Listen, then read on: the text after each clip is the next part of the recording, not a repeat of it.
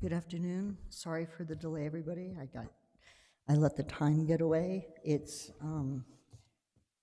2:13, and I would like to call this a regular meeting of the Board of County Commissioners to order. Can I get a roll call, please? Yes, Chair Hamilton. Commissioner Anna Hansen. Present. Commissioner Hank Hughes. Present. Commissioner Henry Roybal. Here. Commissioner Rudy Garcia. Off speaker, he was here. Chair Anna Hamilton. I'm here. Okay, all present. You have a quorum. Thank you so much.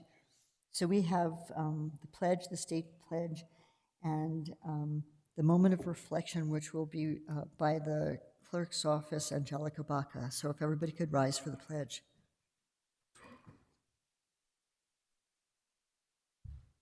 Pledge allegiance to the flag of the United States of America, to the republic for which it stands, one nation, under God, indivisible, with liberty and justice for all. I salute the flag of the state of New Mexico, the Zia symbol of perfect friendship among united cultures. I'd welcome Ms. Baca to the microphone.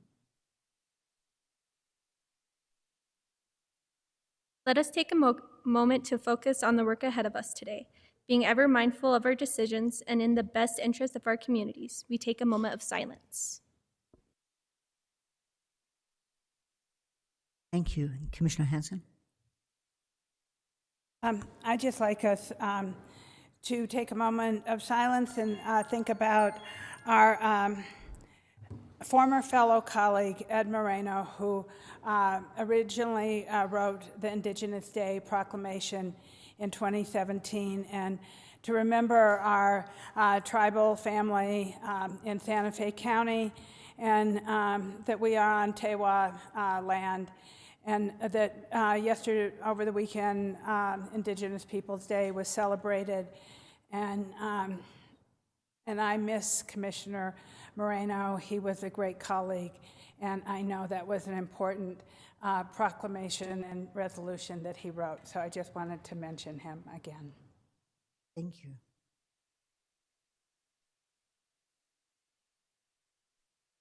Thank you, everyone.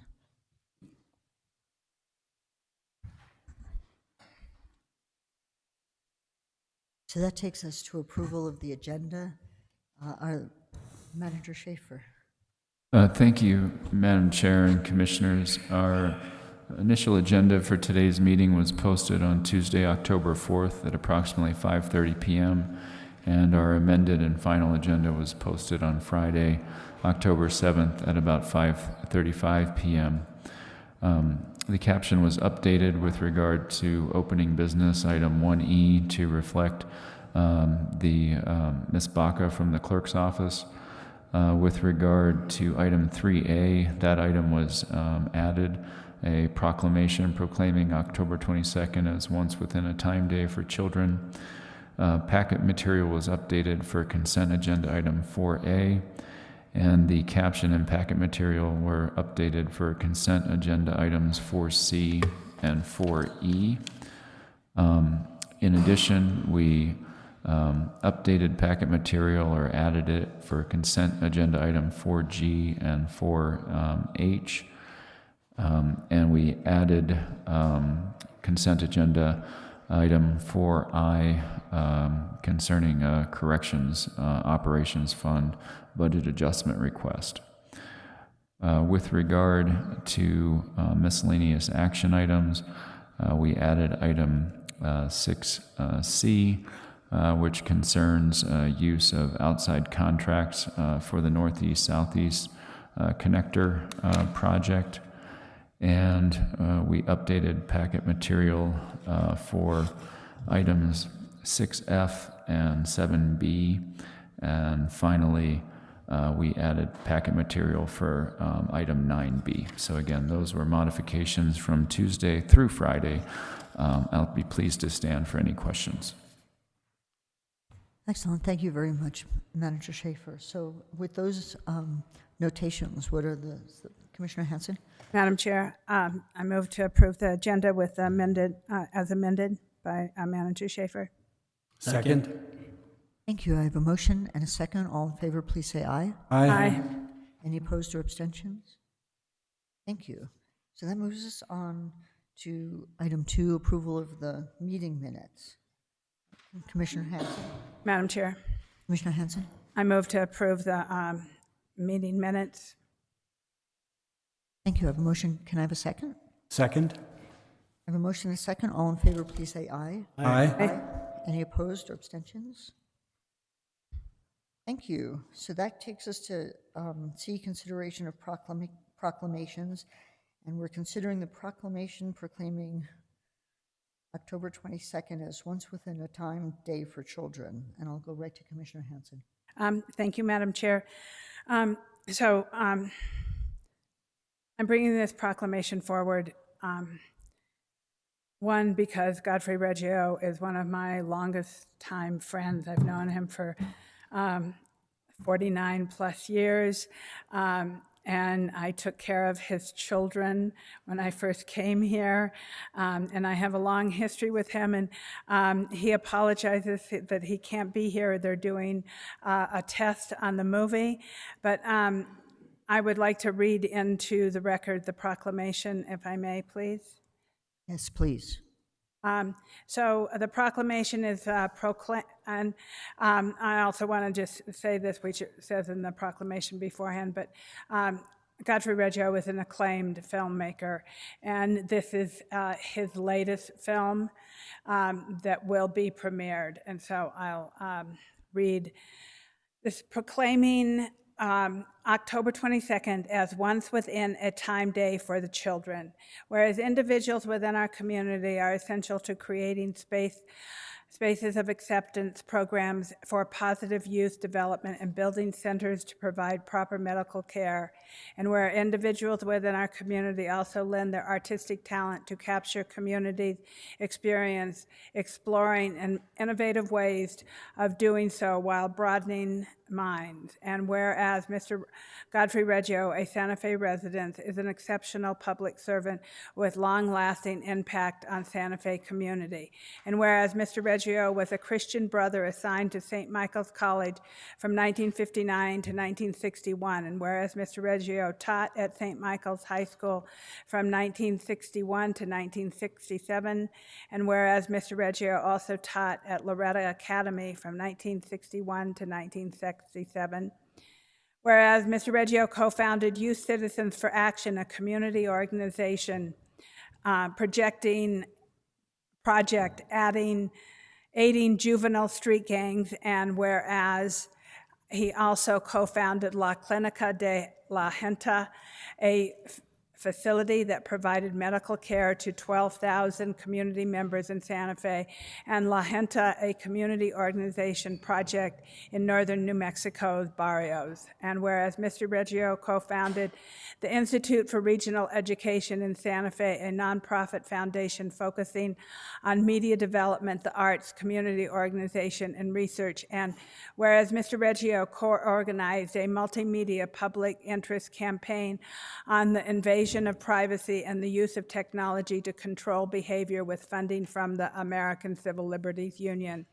And whereas Mr. Reggio transformed filmmaking by creating poetic images of extraordinary emotional impact for audiences worldwide, and whereas Mr. Reggio is prominent in the film world for his Kayanskatsi trilogy of essays chronicling the destructive impact of the modern world on the environment, and whereas Mr. Reggio's latest film is Once Within a Time creates to inspire children and youth of the important role they play in regenerating the environment during climate change. And whereas the Once Within a Time world premiere will screen on October 22nd, 2022 at the 2022 Santa Fe International Film Festival, and whereas Mr. Reggio will be honored as a recipient of the Santa Fe International Film Festival's Lifetime Achievement Award on October 22nd, 2022, and whereas this proclamation recognizes Mr. Reggio for his outstanding contribution to Santa Fe County and his avant-garde film achievements, acknowledge his devoted public service, and honors his commitment to our community with the emphasis on children and envisioning their future. Therefore, be it resolved that we, the Board of County Commissioners of Santa Fe County, do hereby proclaim the 22nd of October 2022 as Once Within a Time Day for the Children. And so over the years, knowing Godfrey, he's been a prominent part of my life, but there are other people in his life who have been incredibly prominent. And one of his longtime collaborators is Philip Glass, who is an internationally recognized composer, and also filmmaker John Kane, who he has worked with on all of his films. And so I respectfully ask that the board approve this proclamation for Once Within a Time Day, and that everybody have the opportunity to see this groundbreaking film. It is really so timely. It is about our children and the impacts and the trauma that we are having upon them by the war that is taking place, by climate change, and it is really a profound bardic tableau of the world we live in today. And so with that, thank you, Madam Chair. Thank you very much. And did you actually make a motion? I will make a motion to approve this proclamation for Once Within a Time. Second? Thank you. So I have a motion and a second. Is there discussion, comments any commissioners wish to make? Very well done, something that also brings awareness to, that we might not otherwise have. So thank you very much. Yes, Commissioner Hanson. Madam Chair, yes. I know that Godfrey and Philip Glass and John Kane, some of these people are more in the avant-garde area of the film world, and so therefore may not be household names such as Steven Spielberg and others. But just because they are not household names does not mean that their work does not have the incredible impact upon our community. And if any of you have the opportunity to be able to get a ticket on October 22nd, I hope you will join us at the Lindsay, because it will be an event. Excellent. And Mr. Reggio is an incredibly entertaining human being. Excellent. Thank you. So I have a motion and a second. All in favor, please say aye. Aye. Any opposed or abstentions? Excellent. It obviously passes unanimously. Really appreciate it, Commissioner. Thank you very, very much. That brings us to item 4, which is the consent agenda. Are there any items on the consent agenda that anybody had questions on? Commissioner Garcia. And please specify if you would like them polled. We can discuss them separately. Madam Chair, I just have some little, thank you. I just want staff to brief me a little bit on E, F, G, H, and I. Oh my goodness. Are we polling all of those? Yep. So what numbers are we pulling? There is, Madam Chair, I just have minimal questions. Not minimal. so is there anything else? So what's, Madam Chair, yes. I don't want to pull anything, but I want to comment on 4A before we vote. Okay. Please do. Go ahead. Okay. So 4A is the memorandum of agreement with the Santa Fe Conservation Trust for the night sky monitoring stations. It's going to be a pretty cool project between Santa Fe County and the Conservation Trust, where we'll monitor the brightness of the night sky over 10 years. And after considerable investigation, they've decided to put the monitors on the Chimayo Fire Station number 2 in Cundio, El Dorado Fire Station number 2, which is at the end of Vista Grande in El Dorado, the Galisteo Fire Station, and as a backup, I think the Tasuki Fire Station. So it's just a really interesting project, and we will get the data from it as part of our collaboration. Excellent. And so hopefully it may be as a presentation. If we're going to have a lot of discussion, I'm going to pull the item because technically that's what we have to do. Okay, I was going to make a motion to approve the agenda, except for the items that are being pulled, which I don't have all the numbers, but you do, right? Right, I do. So this would be a motion to approve All the rest of the A consent through- agenda. A through D. And I'll second that. Excellent. So I have a motion and a second to approve consent agenda items A through D. All in favor, please say aye. Aye. Any opposed or abstentions?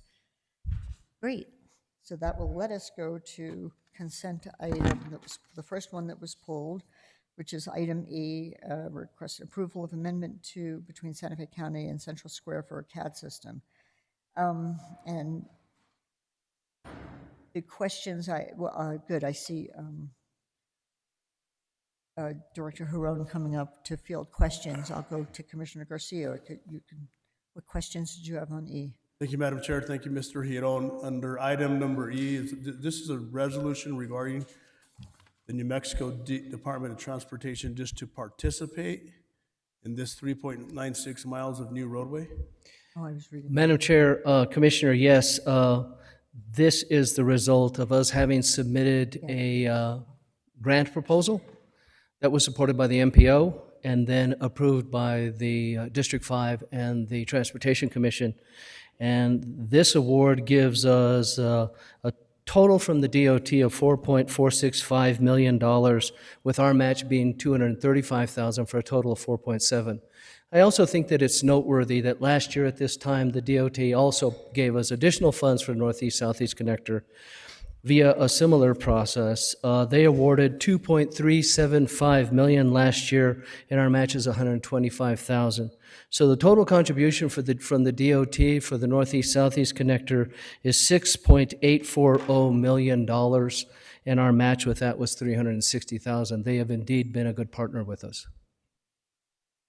Thank you, Madam Chair. Thank you, Mr. Hiron. So the $6 million that the state of New Mexico is actually giving to the county, and we roughly have in there $380-some thousand. Madam Chair, Commissioner, that is correct. So I assume that we already had enough money prior to this new additional money coming in to construct the Northeast-Southeast Connector. Is this additional money beyond the design scope of work that we're now receiving from the DOT? Madam Chair, Commissioner, that was true pre all of the inflation. Inflation has had a significant impact on roadway construction, and we anticipate that all of the funding that we have available for the Northeast-Southeast Connector will be used in constructing the project and overseeing the project and getting it delivered within 12 to 15 months. Thank you, Madam Chair. Thank you, Mr. Hiron. So this has already been out for award for construction, correct? Madam Chair, Commissioner, that is true. We're in the middle of the final stages of procurement, and we are very hopeful that we will have a contract in the next several days. So Madam Chair, whenever we did go out to award this contract for a certain amount, and it came in a little higher than what was actually solicited, is procurement okay that we're going beyond the $4 million what was actually solicited to all the contractors out there? Madam Chair, Commissioner, this issue came up early in the year in conversations with the previous county manager, Manager Miller. That was disclosed to the commission that we were going to begin the procurement process and that we were committed to finding the rest of the funds. We knew we were applying for the DOT funds, but there were alternate plans to supply those funds in the event that the DOT didn't come through. And so this has worked out perfectly. And so the DOT gave us a signal several months ago that we were going to be successful in this process. Thank you, Madam Chair. It's good to see that we are working with the DOT, because about 6 or 7 years ago, we were promised some large amounts of money and we never got it, but I'm glad to see that staff is actually working with the Department of Transportation because it's a well-needed project for this area. Thank you, Madam Chair. Thank you, Mr. Hiron. And Madam Chair, Commissioner, if I could also add, is that we indeed also, we have been working very hard with the DOT.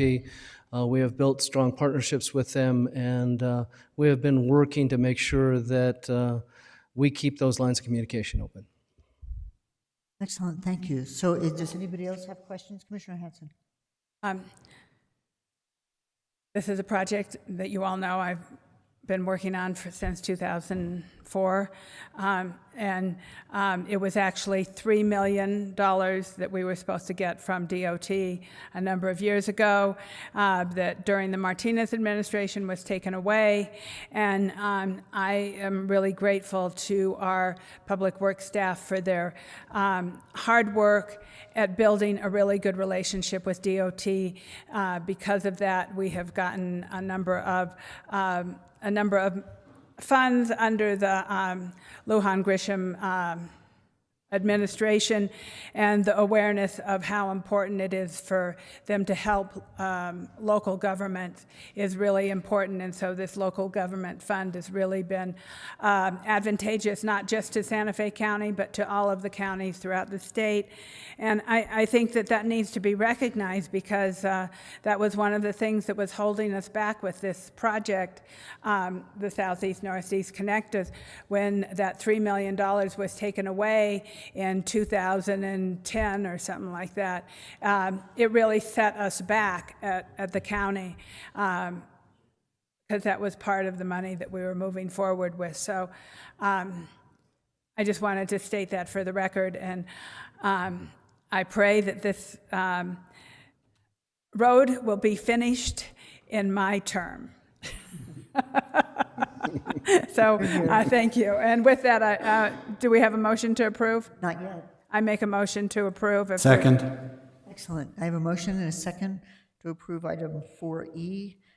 All in favor, please say aye. Aye. Any opposed or abstentions? Thank you. Madam Chair? Yes. I just want to say that, this has been a project that's been going on for a good many years. I remember as a brand-new commissioner, them trying to put things in place, and, I'm glad to see that, we're getting a lot closer now. We're getting a lot of support, so I appreciate all the hard work from this commission and the prior commission. Thank you. Excellent. Thank you. Every once in a while, things actually move forward. So that takes us to 4F, which was also pulled, a resolution requesting an increase to the roads project fund.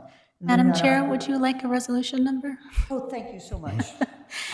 Fund in the amount of $4,465,000, and we still have Director Haro. Commissioner Garcia, what were your questions on this one? Madam Chair, my questions were answered with the last item. Thank you. Move for approval. Excellent. Second. Thank you. I have a motion and a second. All in favor, please say aye. Aye. Aye. Any opposed or abstentions? Thank you. And I can get a resolution number now that I've queued up. Yes, Madam Chair. Resolution number 2022-078. Thank you very much. So that takes us to 4G, which is request acceptance and approval of a right-of-way commitment and vacation of trail easement with the New Mexico Land Conservancy's property on Richards Avenue. And we have Scott Caseman. Welcome. Commissioner Garcia, what were your questions on this one? Thank you, Madam Chair. Thank you. So this is actually regarding the Jane Pachesky property, correct? Madam Chair, Commissioner Garcia, yes, that's correct. So I don't see a site plan in here as into, can you explain to me more or less what we're vacating and what we're gaining? Madam Chair, Commissioner Garcia, originally when Ms. Pachesky granted the easement to the county, it was along the southern border of her property that she granted an easement for the Arroyo Hondo Trail. We have the final design of the Arroyo Hondo Trail has moved that alignment, and it is no longer required to have the easement across the remainder of now the New Mexico Land Conservancy's property. Thank you, Madam Chair. So on the most southern end of that property is actually along the river there, correct? Madam Chair, Commissioner Garcia, the arroyo itself, yes. So the county has spent some money in actually fencing that property in the last 7, 8, 10 years. So we're going to vacate that easement back to the Conservancy district. Madam Chair, Commissioner Garcia, that's correct. So, thank you, Madam Chair. So how does that work with our trail plan that we have along that river all the way from the northeast-southeast connector all the way west to State Road 14? Madam Chair, Commissioner Garcia, the Projects Department Manager, Kurt Temple, would be better able to answer project design questions for that portion of the trail.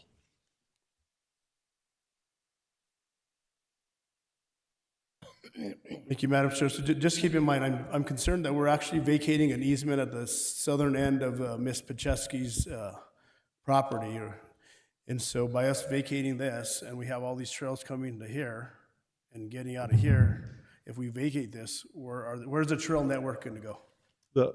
Right now, the trail, Madam Chair, Commissioner Garcia, is going into where the northeast-southeast connector is going to connect into. So this is coming up from the Arroyo Hondo Trail from, basically there's an existing turnabout there. It goes further down towards the fire station, and this will go back up along the ridge to connect back in over towards the northeast-southeast.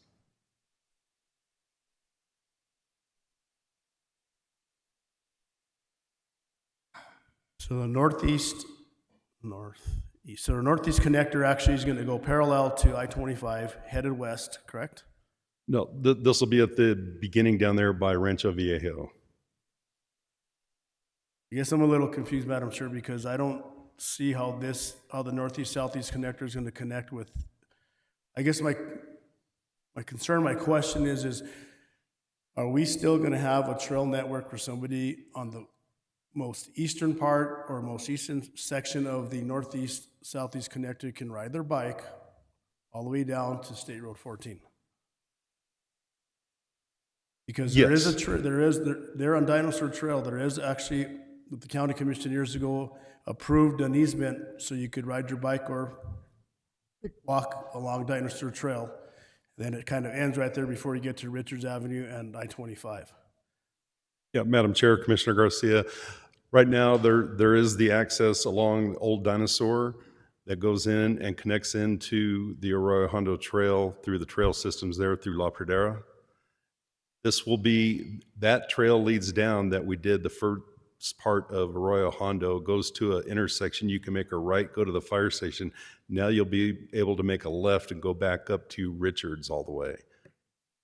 So there'll be multiple ways to get down to 14 when we complete that through the Turquoise Trail subdivision. That's our next phase that we're working on right now, trying to acquire easements through Turquoise Trail. That portion is designed. We will start constructing that as soon as we can finalize the easements for that section of the trail. And that'll take us right into 14. Thank you, Madam Chair. And by the county spending money on upgrading that easement fencing along are we getting reimbursed or anything for that? That we spent money on that property? Madam Chair, Commissioner Garcia, not that I know of, no. So, Commissioner Garcia and everyone, so when Jane Pachesky was still alive and I was working for Oshara Village, we worked with Jane Pachesky to get this easement, and there was no payment that I remember anything being done. Jane Pachesky, Scott could correct me if I'm wrong. Am I wrong, Scott? Madam Chair, Commissioner Hanson, no, that's correct. And one other thing, may I add, please, real quickly, Commissioner Garcia, we are obtaining a sewer line easement across the Pachesky property, which you approved last BCC meeting to do the new sewer system to connect to the new facility on 14. So that's one thing that we're receiving in exchange for vacating the trail easement. We're receiving a sewer easement across this similar property. Thank you, Madam Chair. That's exactly where I was going with this. So we are in negotiations for the Pachesky family to give us an easement from east to west. Madam Chair, Commissioner Garcia, we've already received it, and the board accepted it last meeting. So this all happened before, a lot of this happened before Jane Pachesky passed away, and then she gave the land to the New Mexico Land Conservation Trust. So all of that land that was hers is now theirs. And so that's, and she donated all of these easements. She did not request funding. Thank you, Madam Chair. No, I certainly understand. Thank you, Commissioner Hampson. And just, I know not the entire Pachesky property was donated to the Conservancy Trust, because there is some property out there that the Pachesky family owns that is actually for sale. But thank you for answering the questions. This next time, if we can have some sort of a site plan or a map so we can know what the county commission is vacating, appreciate that. Move for approval, Madam Chair. Second. Thank you. I have a motion and a second. All in favor, please say aye. Aye. Any opposed or abstentions? Thank you. That takes us to item H, which is request approval of county utility line extension and delivery agreement between Santa Fe County and Copacabana Development Company. And we have Michelle Hunter, just as it says. So, Commissioner Garcia, do you have what were your questions on this? And I'd like to keep them directly relevant to this issue. Thank you, Madam Chair. So where is this? You mean? I don't see a site plan. I'm used to seeing pictures, so I don't see a site plan. Where is this? Where is this? Where is this property located at? Madam Chair, Commissioner Garcia, this property is located off of Old Santa Fe Trail. It's near the corner of El Gancho Way and Old Santa Fe Trail. It's referred to as the Multito campus, and now there's a school there labeled as Thrive on the new monument with the new school's name, which just opened, I believe, this past school year. Thank you, Madam Chair. So the county is actually going to be delivering water to a new development?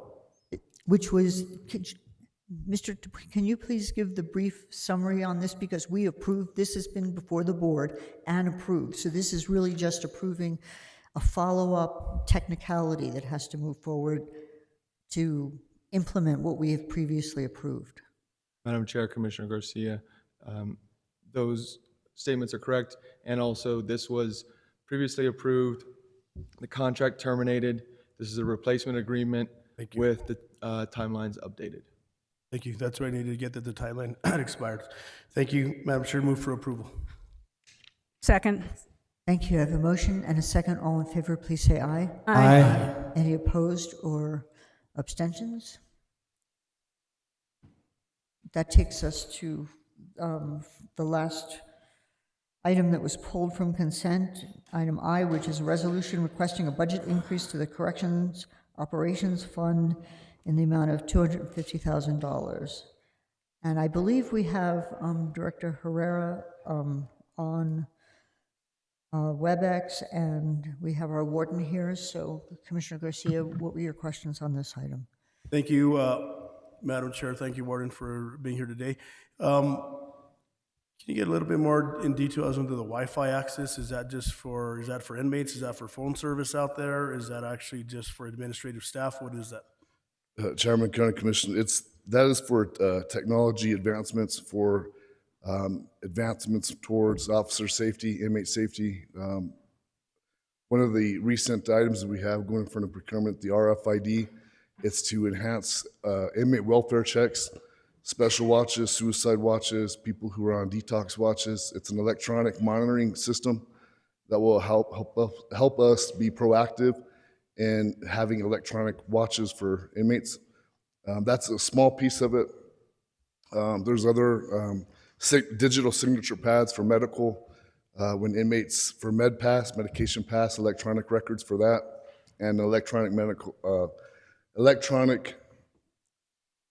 records. It encompasses those things and more.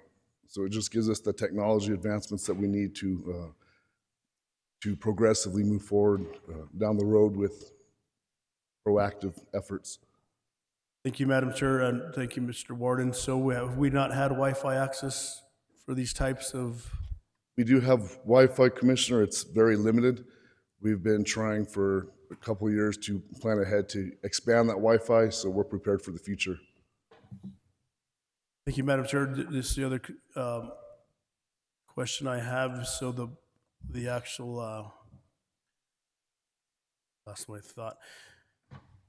So the connection from public safety to Wi-Fi, is that there out near the studios? Is that where we're going to connect to, or are we already connected to the area where the studios are? There's a major trunk line, a major fiber line that runs through there. You know? And I guess connection, are we going to plug something in and we're going to have all the connections for everything that we need, or do we need to go beyond this and actually get connected to that fiber line that's actually north of the studios? Because if we need it, then we need to start thinking about that. Madam Chair, Commissioner Garcia, what's in front of you is infrastructure for inside the facilities. We already have fiber that goes to the facilities. We don't need to make that pipeline bigger. So we already have connectivity. What this is going to help us is create infrastructure throughout the entire facility. Right now, we only have it what we would call the admin side, where the warden and booking and medical staff is located, but it's not a very robust system. And the infrastructure would support new technology that we could leverage to support the safety and the well-being of those that are inside the facility, including staff, contractors, and inmates. Thank you, Madam Chair. No further questions. Move for approval. Second. Thank you. I have a motion and a second. All in favor, please say aye. Aye. Any opposed or abstentions? Thank you. And can I get a resolution number? Yes, Madam Chair, the resolution number is 2022-078. 9, I'm sorry, I apologize, 9. Thank you. Got it. So there are no item 5 appointments or reappointments, and we'll go right on to miscellaneous action items. 6A is a resolution approving the Santa Fe County acceptance of electronic payments policy. And can we go to Director Herrera on WebEx? Yes, Madam Chair, Commissioners. As part of this year's budget submission to DFA, the county is required to submit our policy for accepting electronic forms of payment. The county has been accepting electronic forms of payment for several years from the public for services, but we didn't have a policy in place. Per section 6-10-1.2 NMSA 1978, local governing bodies shall adopt procedures subject to DFA's approval on accepting electronic payments. The purpose of the policy is to provide guidance for accepting debit, credit card, and electronic transfers for services throughout the county, including accounting controls to mitigate risk of credit card fraud and to provide a basic understanding of the payment card industry PCI regulations. The Finance Division drafted the attached policy and discussed it with the departments currently accepting electronic forms of payments prior to presenting to the board. The policy covers the following topics: acceptance and processing. The county will accept electronic forms of payments for services and procedures for departments to follow for requesting approval to accept the electronic forms of payment, and that the county has an established credit card payment processor on contract and will continue to contract for those services. Handling electronic payment information details the county's acceptance or compliance, with the payment card industry data security standards through employee training on the importance of protecting card account holder data and the approved payment channels that the county will use. Accounting controls establishes the process for departments to reconcile and report electronic payment activity to finance, as well as finance's responsibility to reconcile the activity each month. And finally, the county will submit an annual payment card industry self-assessment questionnaire as a component of its interim budget to DFA. Currently, most departments have been set up to accept electronic forms of payments, which are actively being used by the public. The county provides the most approved forms of payment channels for property taxes. All other departmental activities require verification of payment prior to service being completed. In these cases, the approved payment channels are point of sale and internet payments. And with that, Madam Chair, I stand for any questions. Excellent. Thank you very much, Director Herrera. So are there any questions? Commissioner Garcia. Thank you, Madam Chair. Thank you, Yvonne. So this is going to allow the taxpayer to pay taxes with a debit card, water utilities with a debit card. Is that correct? Madam Chair, Commissioner Garcia, correct, yes. Actually, they've all been. Property taxes, we've had the process established for several years now. And utility has a separate process because of their accounting software, but that was implemented last year, I believe. Thank you, Madam Chair. This is great. This is amazing. This is awesome. My cousin has been calling me 2 years, 3 years, 4 years now why she cannot pay her water bill through her debit card. And I keep telling her we're working on it. We're working on it. We're working on it. She finally stopped asking me, but congratulations to all of the individuals, staff, Public Works, your team, Yvonne, that actually worked on this, because this is where Santa Fe County needs to be, but thank you. This is great news. And with that, Madam Chair, there's no further questions. Move for approval. A second with a discussion. Under discussion, Commissioner Hanson. Thank you. So thank you, Yvonne, for your hard work on this, and thank you to all the staff, of course. I want to state that, both Commissioner Hamilton and myself were encouraged this to happen at the first strategic planning session that we wrote, and this was one of the plans that was in the strategic plan, and now it is an actuality, and we are all very happy. So thank you very much. Excellent. And that's absolutely true. This is, clearly a convenience for everybody and should increase efficiency in everybody's ability to comply and participate. So I'm very pleased to see this. Is there any further discussion? Commissioner Hughes. I move for approval. We have a motion. Oh, in a second. sorry. Good try, though. I mean, I appreciate it. We'll have multiples. If there's no further discussion, I have a motion and a second. All in favor, please say aye. Aye. Aye. Any opposed or abstentions? Thank you so much. Can I get a resolution number? Of course, Madam Chair. This is resolution number 2022-080. Excellent, thank you. So that takes us to action item 6B, which is authorization for the county manager to negotiate and finalize a construction contract for the Northeast-Southwest Connector and Infrastructure Project. So we'll cut to the chase and go to Bill Snyder's. Bill Snyder. That's a cross between Bill Taylor and Brian Snyder. Brian Snyder, since he's up at the microphone. Madam Chair and Commissioners, Bill's here to help with any procurement questions, but I'll take the lead on it, and then Bill and Ivan are also here to help.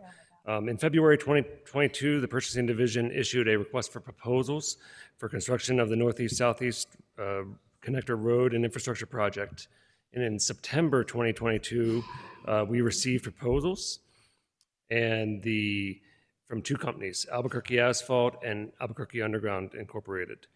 The engineer's estimate is listed in the memo, but the base bid is a little over $15.5 million, and the base bid plus all the traffic circles is around $17.2 million. Also, the exact numbers listed in the memo. We're still at this time in negotiations for this project, so it's an open procurement, so we can't answer specifics about the procurement and the details, but we are in negotiations. And at this time, we recommend the recommended action is to seek approval of delegation of signature authority to the county manager to negotiate and finalize the construction contract within the available budget, and we have the funds available based on the engineer's estimate, including authorization to sign any and all purchase orders and change orders for the project.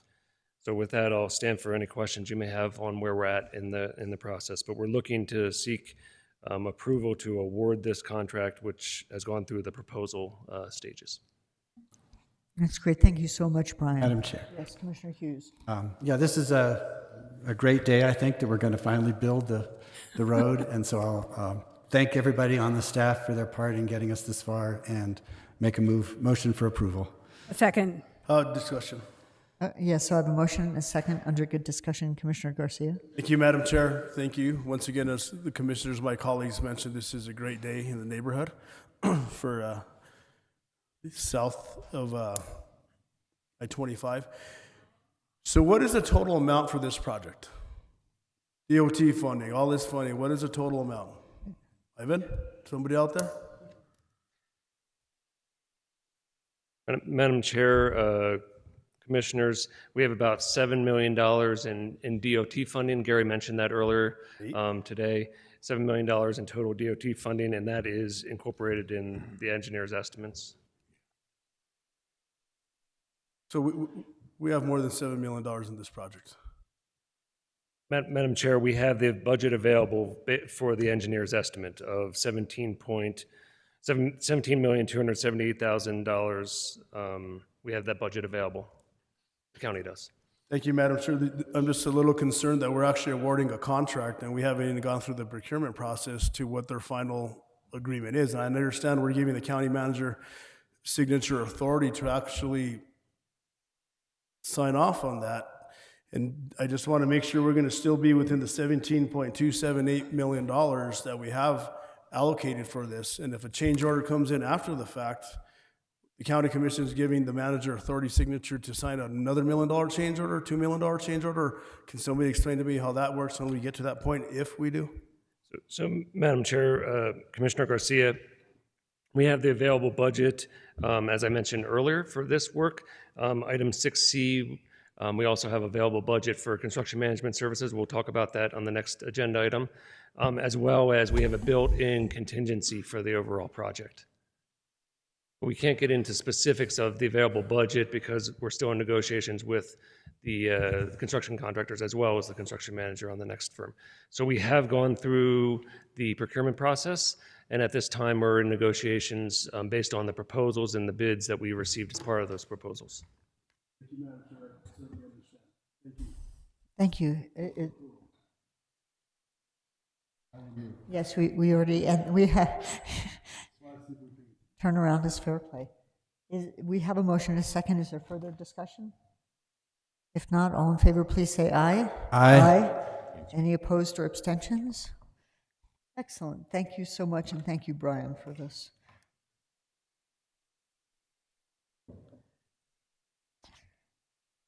Which takes us to item 6C, which is request authorization to utilize an outside contract through the Cooperative Educational Services to provide construction management services related to the Northeast-Southeast Connector.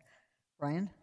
Madam Chair and Commissioners, in May 2022 of this year, the Public Works Department worked with the Procurement Division to request a cost proposal from Horrocks Engineers via the Cooperative Education Services, also known as CES, for construction management services of the Northeast-Southeast Connector Roads project. In June of this year, 2022, the county received a proposal from Horrocks Engineers, and at this time we're still negotiating with Horrocks on the final amount. In the staff memo is the dollar amount that that was proposed minus GRT, and we have available budget for that amount. At this time, staff's requesting approval to utilize CES for the construction management services for the Northeast-Southeast Connector Road project and delegate the signature authority to the county manager to negotiate and finalize the contract with Horrocks Engineers, including authorization to sign any purchase orders for this project. So this is, in summary, this is to seek construction management services for the Northeast-Southeast project. And with that, I'll stand for any questions. Madam Chair. Excellent. Commissioner Hanson? Thank you, Brian, for all your work on the Southeast-Northeast Connector.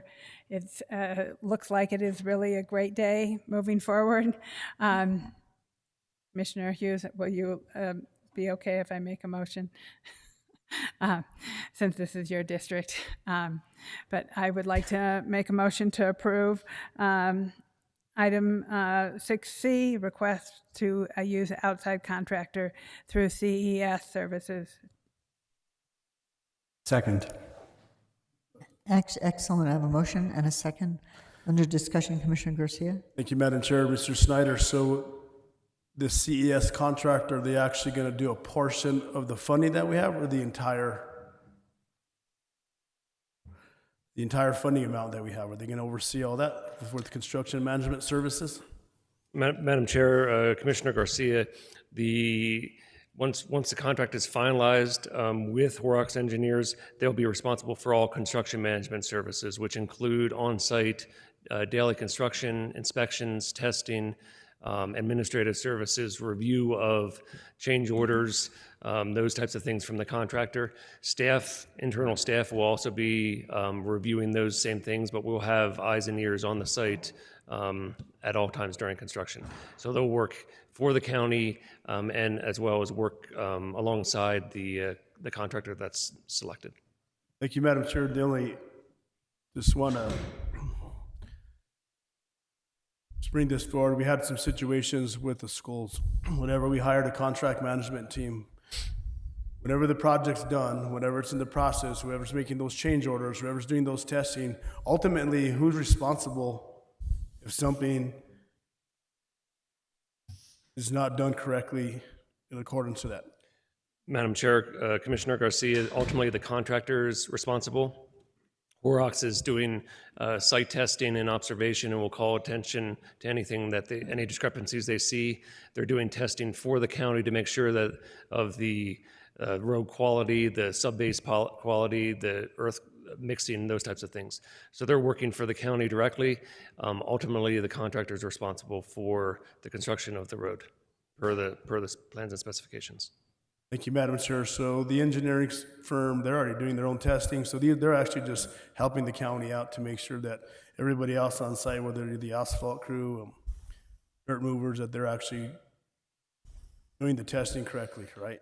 We're doing our own testing as well as making sure the contractor is following through with what the plans and specs call for.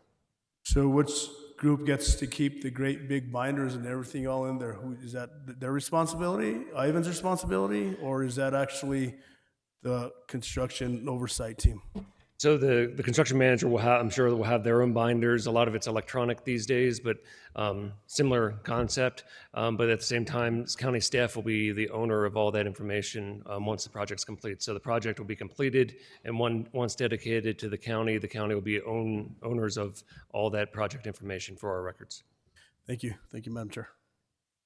Thank you very much. Are there any other questions? Okay, so if there's no further discussion, I have a motion and a second. All in favor, please say aye. Aye. Aye. Any opposed or abstentions? None. So I think, thank you so much, Brian, for presenting all this, and I think that probably sets this on a path forward. That takes us to action item 6D, a resolution requesting an increase to the Regional Emergency Communications Center Operations Fund in the amount of $184,189. And if we have Director Herrera on WebEx, Yvonne, are you taking this? Yes, Madam Chair. Madam Chair, Commissioners, RECC is requesting a budget increase to purchase servers and necessary licenses and services to support the computer-aided dispatch system. The CAD system has experienced failures or downtime due to lack of storage, which has hindered critical communications and intake for police, sheriff, fire, medical, and animal control calls. A new CAD server is needed in addition to a backup server to store data from 1998 in order to assist with open police cases. A special RECC Board of Directors meeting was held on September 15th. At which the board recommended the server purchases to the city of Santa Fe County and town of Edgewood, with the town contributing $20,000 and the balance being split between the city and the county. The split is per the terms of the second amended and restated joint powers agreement, which is being presented to the board in item 6E.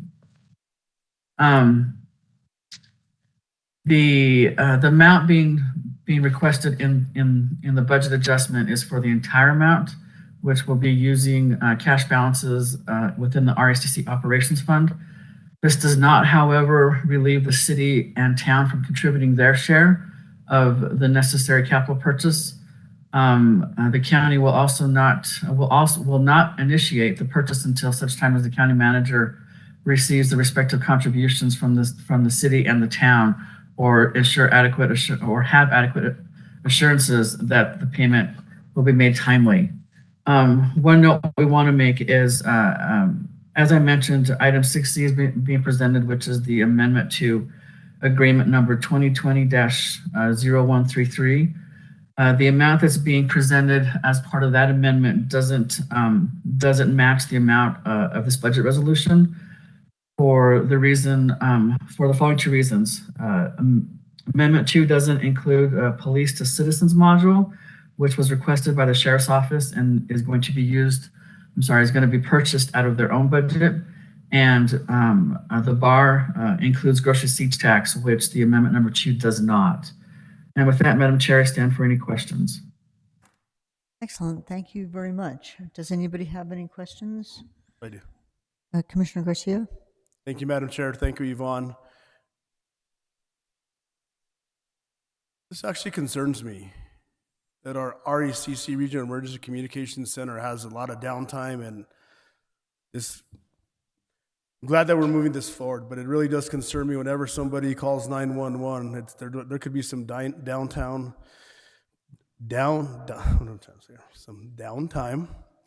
and I'm glad to see that we're moving this forward. So who actually from the county looks at the CAD system to make sure that it is the proper CAD system and it has enough backing or whatnot to make sure it's going to handle all the calls that we get in there? Or we're just buying a server? I believe Manager Schaefer is prepared. If Madam Chair, Commissioner Garcia, if the question is who made the recommendation relative to the server needs, it was the director of the RECC in consultation with the county's own IT department. So again, this recommended purchase, capital purchases were made to the RECC Board of Directors, who in turn recommended it to this body as well as to the governing bodies of the Town of Edgewood and City of Santa Fe. If the question is broader in terms of the now completed purchase of the One Solution computer-aided dispatch process, that was procured, if I recall correctly, through a competitive process, and the current CAD was selected at that time as being the one most advantageous to the parties. I hope that answers your question.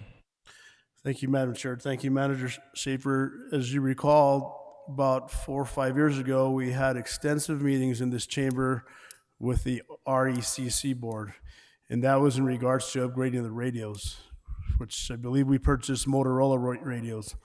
And I just want to make sure that all of these systems are actually integrated together. The radio systems, the handheld systems, the Sheriff's Department is asking for a citizen module. I don't know what a citizen module is. I may not need to know what that is. You also mentioned the Town of Edgewood. I'm sure Commissioner Roybal here is interested in the city of Espanola, but when everybody in Santa Fe County calls the 911 center, the call goes to State Road 14.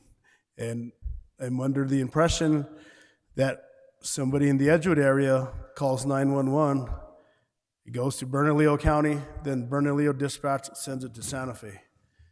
So are we communicating with all of the departments, agencies that are going to utilize this new CAD system, that everybody's okay with it?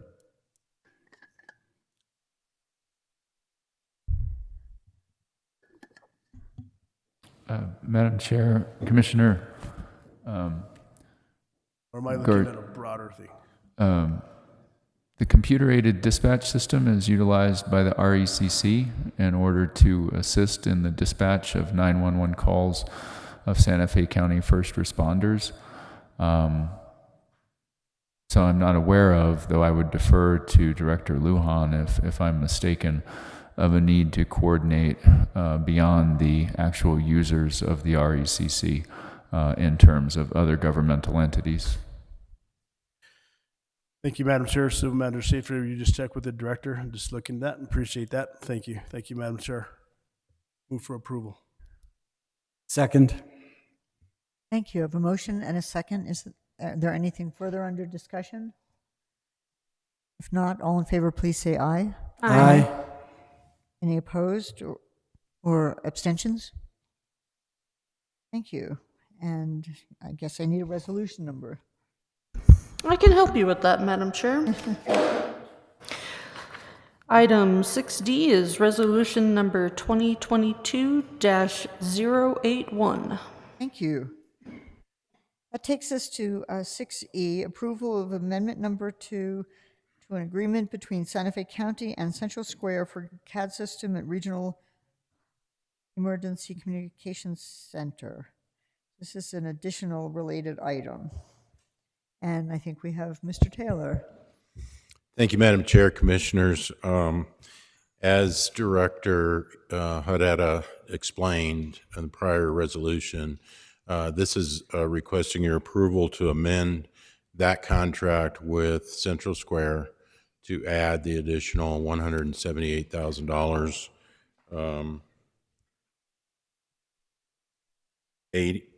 $178,000 misprint on my to the increase to that contract requires board approval. We would then be able to finalize the agreement, and then a purchase order would be issued after delegation by the county manager. With that, I'll stand for questions. Great, thank you very much. So are there any questions since this was so closely related? I'll make a motion for approval. Excellent. I have a motion and a second. All in favor, please say aye. Aye. Aye. Any opposed? Abstentions? Thank you. Thank you, Mr. Taylor. Thank you.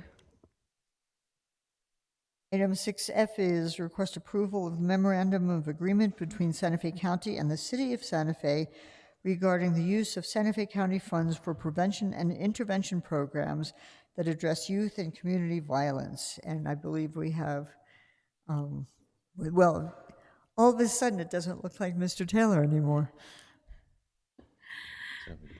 Madam Chair, Rachel O'Connor with the Community Services Department, and with me is Mr. Taylor and Chanel Delgado of the Youth Services Division. We're requesting approval of an agreement with the City of Santa Fe for $100,000 in order to support the reduction of youth violence in our community.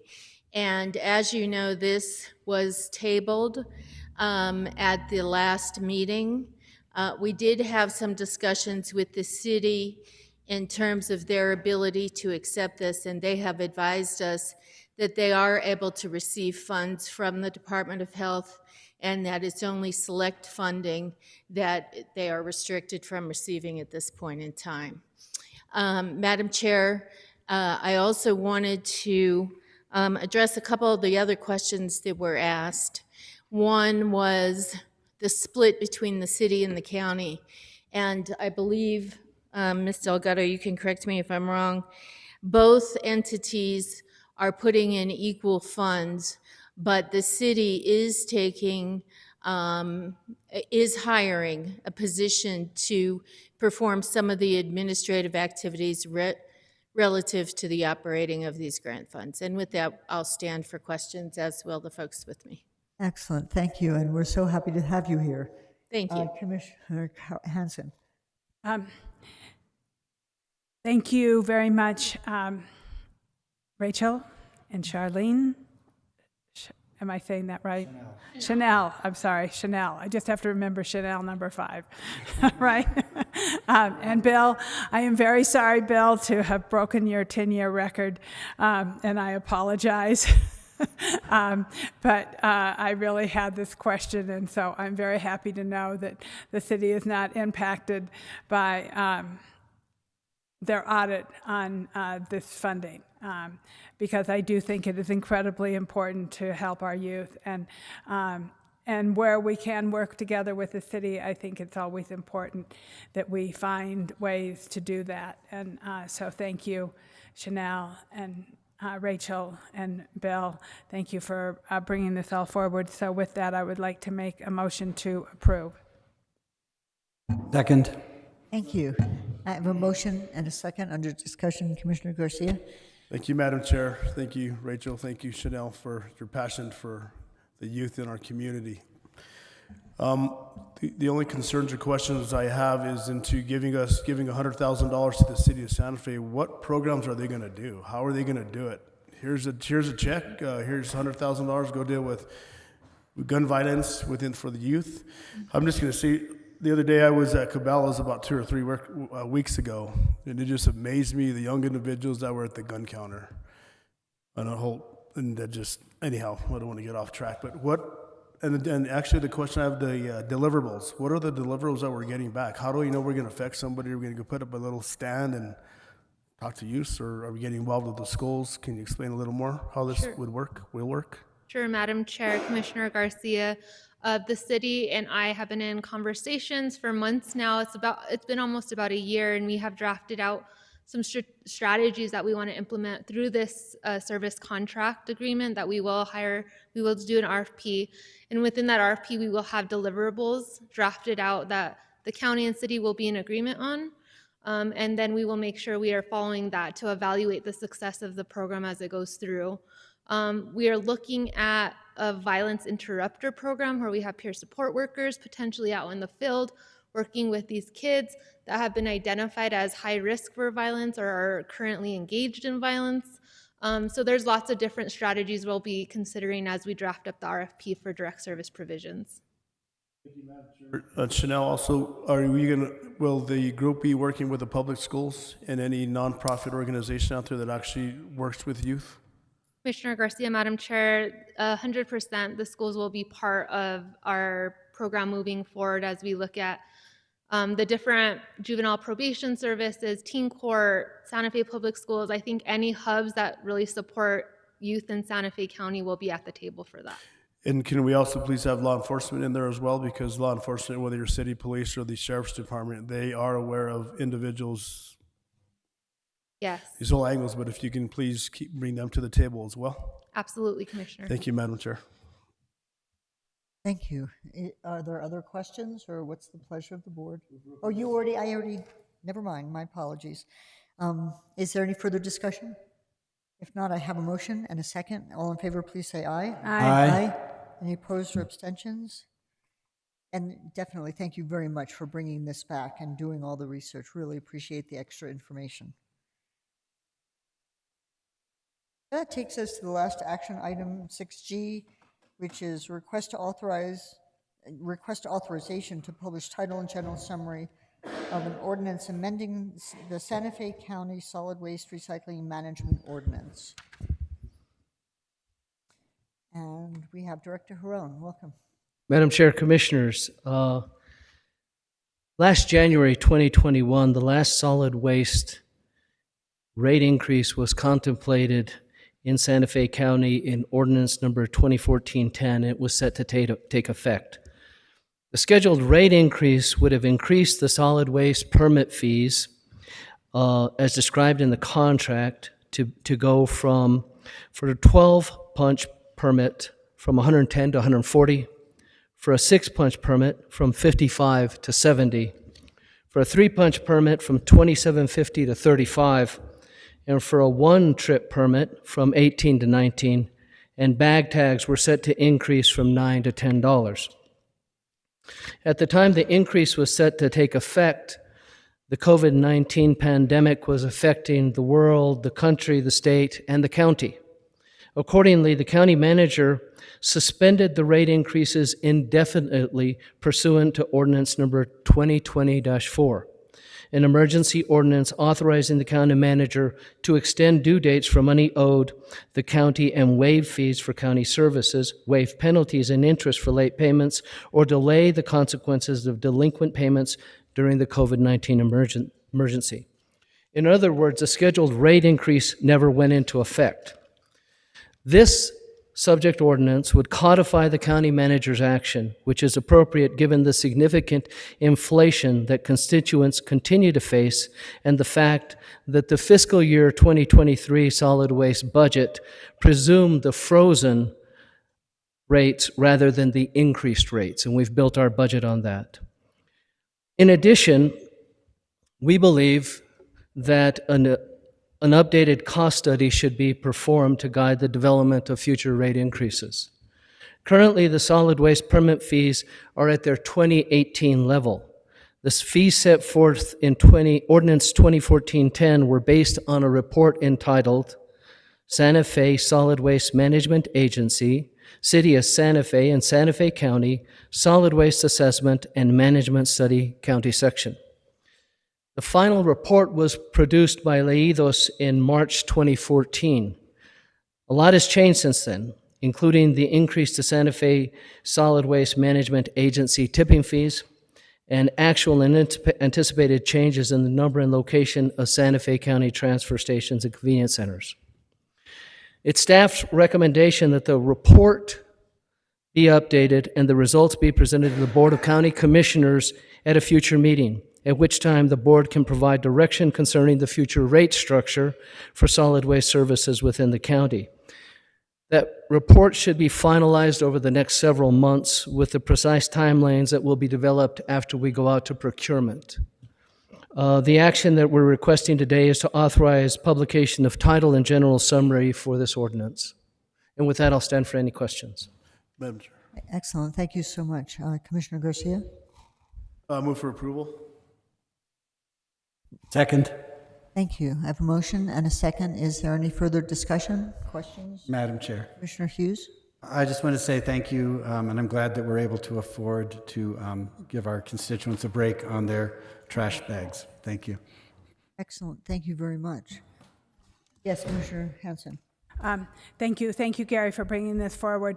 I know this has been an ongoing issue for as long as Commissioner Hamilton and Roy Ball and I have served on this board. And so I think that this is a good path forward, especially the inflation that everyone is facing and the difficulty.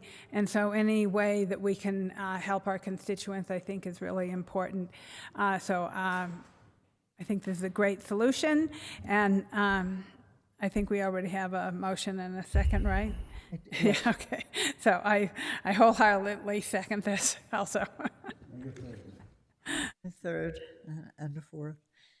Is there further discussion? So I have a motion and a second. All in favor, please say aye. Aye. Aye. Any opposed or abstentions? So that passes unanimously. And thank Thank you. very much for bringing this forward. And I need I don't need a number yet, do I? Okay. So that moves us to item 7, which is our presentations. First, we have a presentation from the New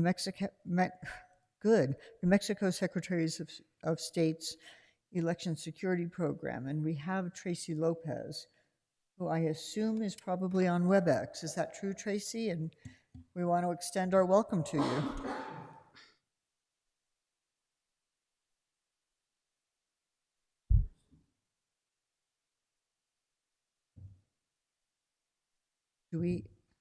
Daniel, do we have Tracy Lopez on WebEx, or were we? I'm sorry, I was talking and my phone was muted. Oh, I'm sorry. Can you hear me now? Thank you. Welcome. I apologize. I'm Tracy Lopez. Thank you for having me. I appreciate you allowing me onto the agenda. So thank you, Madam Chair, Commissioners, and Manager Schaefer. I would like to take this opportunity to just introduce the election security program and give you some situational awareness and some knowledge regarding your elections for Santa Fe County. Can you guys see my presentation? We cannot. No, we can't yet, Tracy. Daniel, can you please put up Tracy's presentation? I think. There we go. There you There go. we go. Thank you very much. We can see it now. Thank you. So the purpose of our program here at the Secretary of State's office is we assist with election infrastructure, which includes cybersecurity and physical security. We are a resource for county clerks and IT staff. We provide subject matter experts. We hold quarterly IT roundtables for networking, and we are facilitating support services, and we have funding available for each county. The scope of our program is all of New Mexico Secretary of State infrastructure, physical and logical, as I said. We support 33 county clerks and some municipalities, because some municipalities still are holding elections. And we also have the secured ballot box video surveillance project, and those are the ballot boxes that went up in your county. They actually have video cameras and upload videos pretty much all day. We automated it for the clerks, so they don't have very much work to do that, but that's what our scope includes. So election security was designated critical infrastructure in 2017 by DHS Secretary Johnson. Election infrastructure includes storage facilities, polling places, centralized vote tabulation locations, information and communications technology, voting machines, and other systems that manage the election process. So this is your storage facilities, any of your polling sites. Those will all be considered critical infrastructure. The designation is not a bad thing. It actually gives the cities and counties opportunity to take advantage of federal resources. So basically, we're trying to make our elections more secure and resilient, and it comes with benefits and protections. So logical and physical security posture, we work closely with CISA and DHS. I believe Santa Fe County has already had a walkthrough of their election space, and recommendations and a report is made as a risk assessment, and recommendations are made based on that report. They also provide education and training, federal partnerships, which I can't stress enough at this time, and federal resources, which are available to, like I said, counties and municipalities. So what this means for you is your county clerk infrastructure, unless it's segmented off of the rest of your network, means your whole network is critical infrastructure. And that's why I'm really trying to stress the fact that you do have federal resources available to you because of that designation. So according to the New Mexico election code book, I just wanted to let you guys know that you guys have the ability to, well, I shouldn't say if you have according to the polling, to the election administrative book, you guys have the ability to designate the polling place of each precinct that provides individuals physical mobility limitations. So you guys can reevaluate where your polling sites are and work with your county clerk to either move them or keep them, but you do have that authority. So and like I said, this is just for some situational awareness and just letting you guys know that you guys do have federal funding and federal resources available. Santa Fe County has 56 polling sites, and this is a breakdown of them. I'll give you guys a moment to see them. I wasn't even aware of all of them, and I'm from Santa Fe County, so it was really interesting for me to read this. So this is where your polling sites are at. These are where your ballot box sites are at. And those are the boxes that I described that have the video cameras and surveillance, 24-hour surveillance. You have 1 in Milwaukee and 7 in Santa Fe. So some considerations that you should take when you are selecting your polling sites and just looking at anything to do with elections is they need to be secure, physically secure. They need to have redundant internet. I heard you guys talking about internet a while ago, Wi-Fi. It's really important because if a polling site, if I don't know, Comcast or Quest, whoever you guys use, goes down, and it's important to have redundancy, and that way the process of elections doesn't have to stop, and it doesn't prohibit people from voting. And the same thing with the power. I know that you guys were speaking about your EOC. I have stressed with county clerks across the state that they really need to communicate with EOCs and their ITs, because those two departments know what you're capable of and what capabilities you have and what risks you have.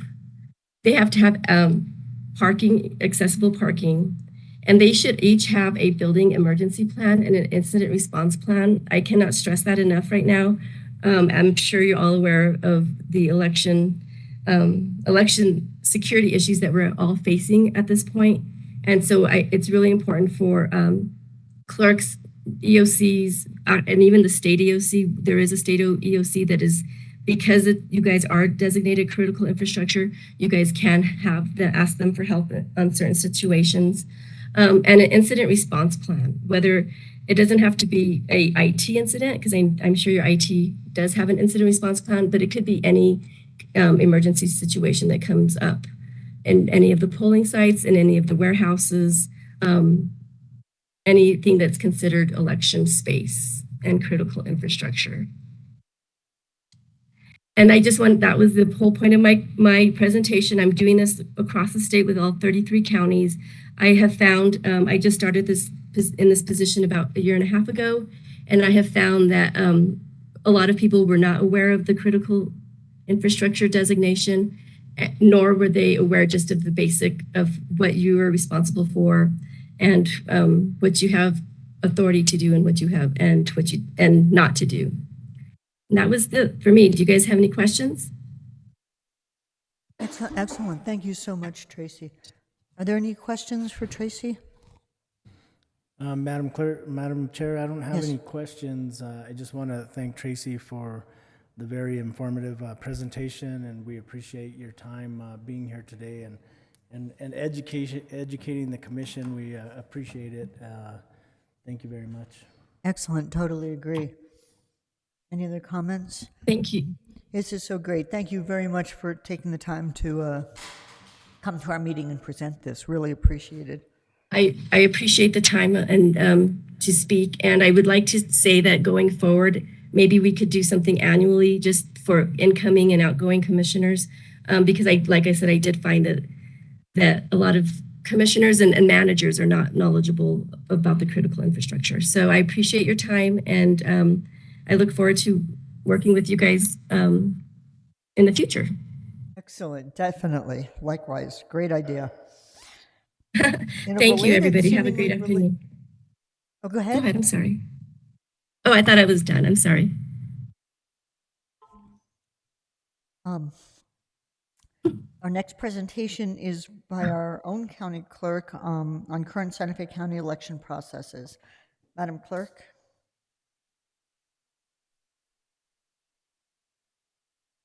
Thank you, Madam Chair. So I wanted to talk a little bit about our voting process because there have been some questions, and also because we're working on the new election warehouse, I wanted to discuss a little bit about the fact that we've outgrown our current warehouse and what our current space needs are, because I think it's really important to understand what our operation looks like in order to understand how much space we're actually needing and looking at. So, okay, there we go. So you probably are aware, but in the last 5 years, we've had rapid changes to the electoral process. We have a growing county, so our voter registrations are up. And what happens when we get a voter registration is it takes us 7 clicks and 3 screens to process each and every registration. So it's very labor intensive for our office. We do not have necessarily bulk processes to help us with what's called service, which is essentially the online voter registration file. It's very much designed for a mid or small level county and has not been modernized yet to account for larger counties. Bernalillo County tends to throw labor and just bodies at the issue, but other counties like Doña Ana, Sandoval, and Santa Fe are all struggling with issues like being behind on voter registration, not being caught up with same-day voter registration. So what we're seeing is that we don't have enough bandwidth to handle some of the functions that we have to do in the office, given the design of the current computer interface for voter registration.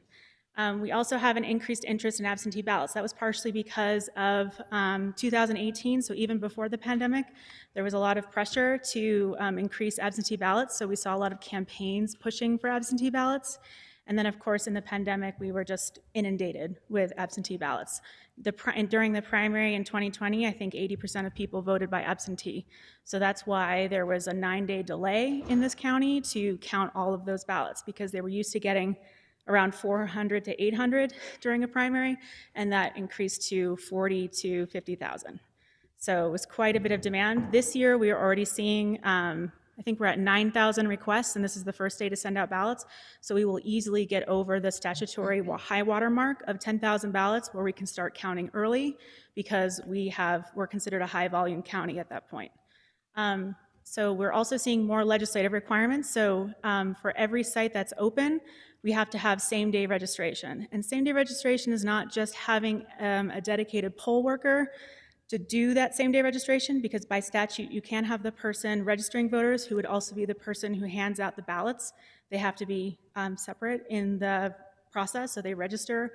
Then that information has to go up to the clerk's office and to the service, and then come down to us. Then we have to process it, and then it has to go back up, and then it has to go back out to the polling sites, which means that we have to have a very good internet connection to be able to do that. So now that we have same-day registration at all of our polling sites, including Election Day, it means that our need for robust broadband is quite high. And then we also have ballot drop boxes. We have 8 of them around the county. 6 of them are actually ADA compliant, meaning that someone does not have to get out of their car in order to be able to. Okay, I'm sorry. To be able to move forward. And then, of course, we have increased security needs, which includes increased technology needs. So here's again what I was talking about. 2018 was considered actually the high water mark for absentee ballots, and now we're going to easily pass 10,000. We're probably looking at somewhere about 13,000 this election, which doesn't seem like a lot compared to 2020, but because we always want to make sure we get our results in on election night, we want to make sure we are, so right now, when we didn't have the envelope openers, about 4% of ballots would be damaged by the counting process in just opening the ballots. Now that we have the envelope openers, we had 0 ballots destroyed in the primary, so we're really hoping to sort of increase our throughput, but also protect the ballots where we're not having to damage ballots in the counting process. And so one of the innovations in our county, as you can see from 2022, is that we transport all of our ballots with a chain of custody, extraditional seals, and also we do GPS. So that means that whenever ballots are being transported from the polling site, because we no longer, in 2018, we were able to keep our ballots at the polling sites in the tabulators, and that was considered secure. Now we've had new updated best recommendations, and we don't keep our ballots in those polling sites. We bring them back to the warehouse and seal them. But whenever they're being transported, we transport them with GPS trackers, so we know where those ballots are at all times. All right, it's a kind of a delay when I click. Okay, so the current warehouse we're in, you guys know this, we have completely outgrown. If we were to get new internet there in order to have more of a connection, it would cost us 10 grand, and we decided not to spend that money because we know we're gonna knock the building down. But we do have to have extra MiFis out there because there's just not enough bandwidth to even stream a video from the Secretary of State's training site. So when there's more than 3 people working there, we are actually at our maximum bandwidth. We have a training room, which is, we need to have 30 people in there. We also have to be able to accommodate observers, the trainers, tabulators, and a ballot on demand system for each of the poll workers so that they can practice using the ballot on demand system, pretending to be voters and being able to understand how the tabulator works and all the security measures that we put in place. The tabulator warehouse portion of the warehouse, 2,500 square feet, doesn't match all of our tabulators. So we have 137 tabulators, and they all can't fit in that one space and be certified at the same time.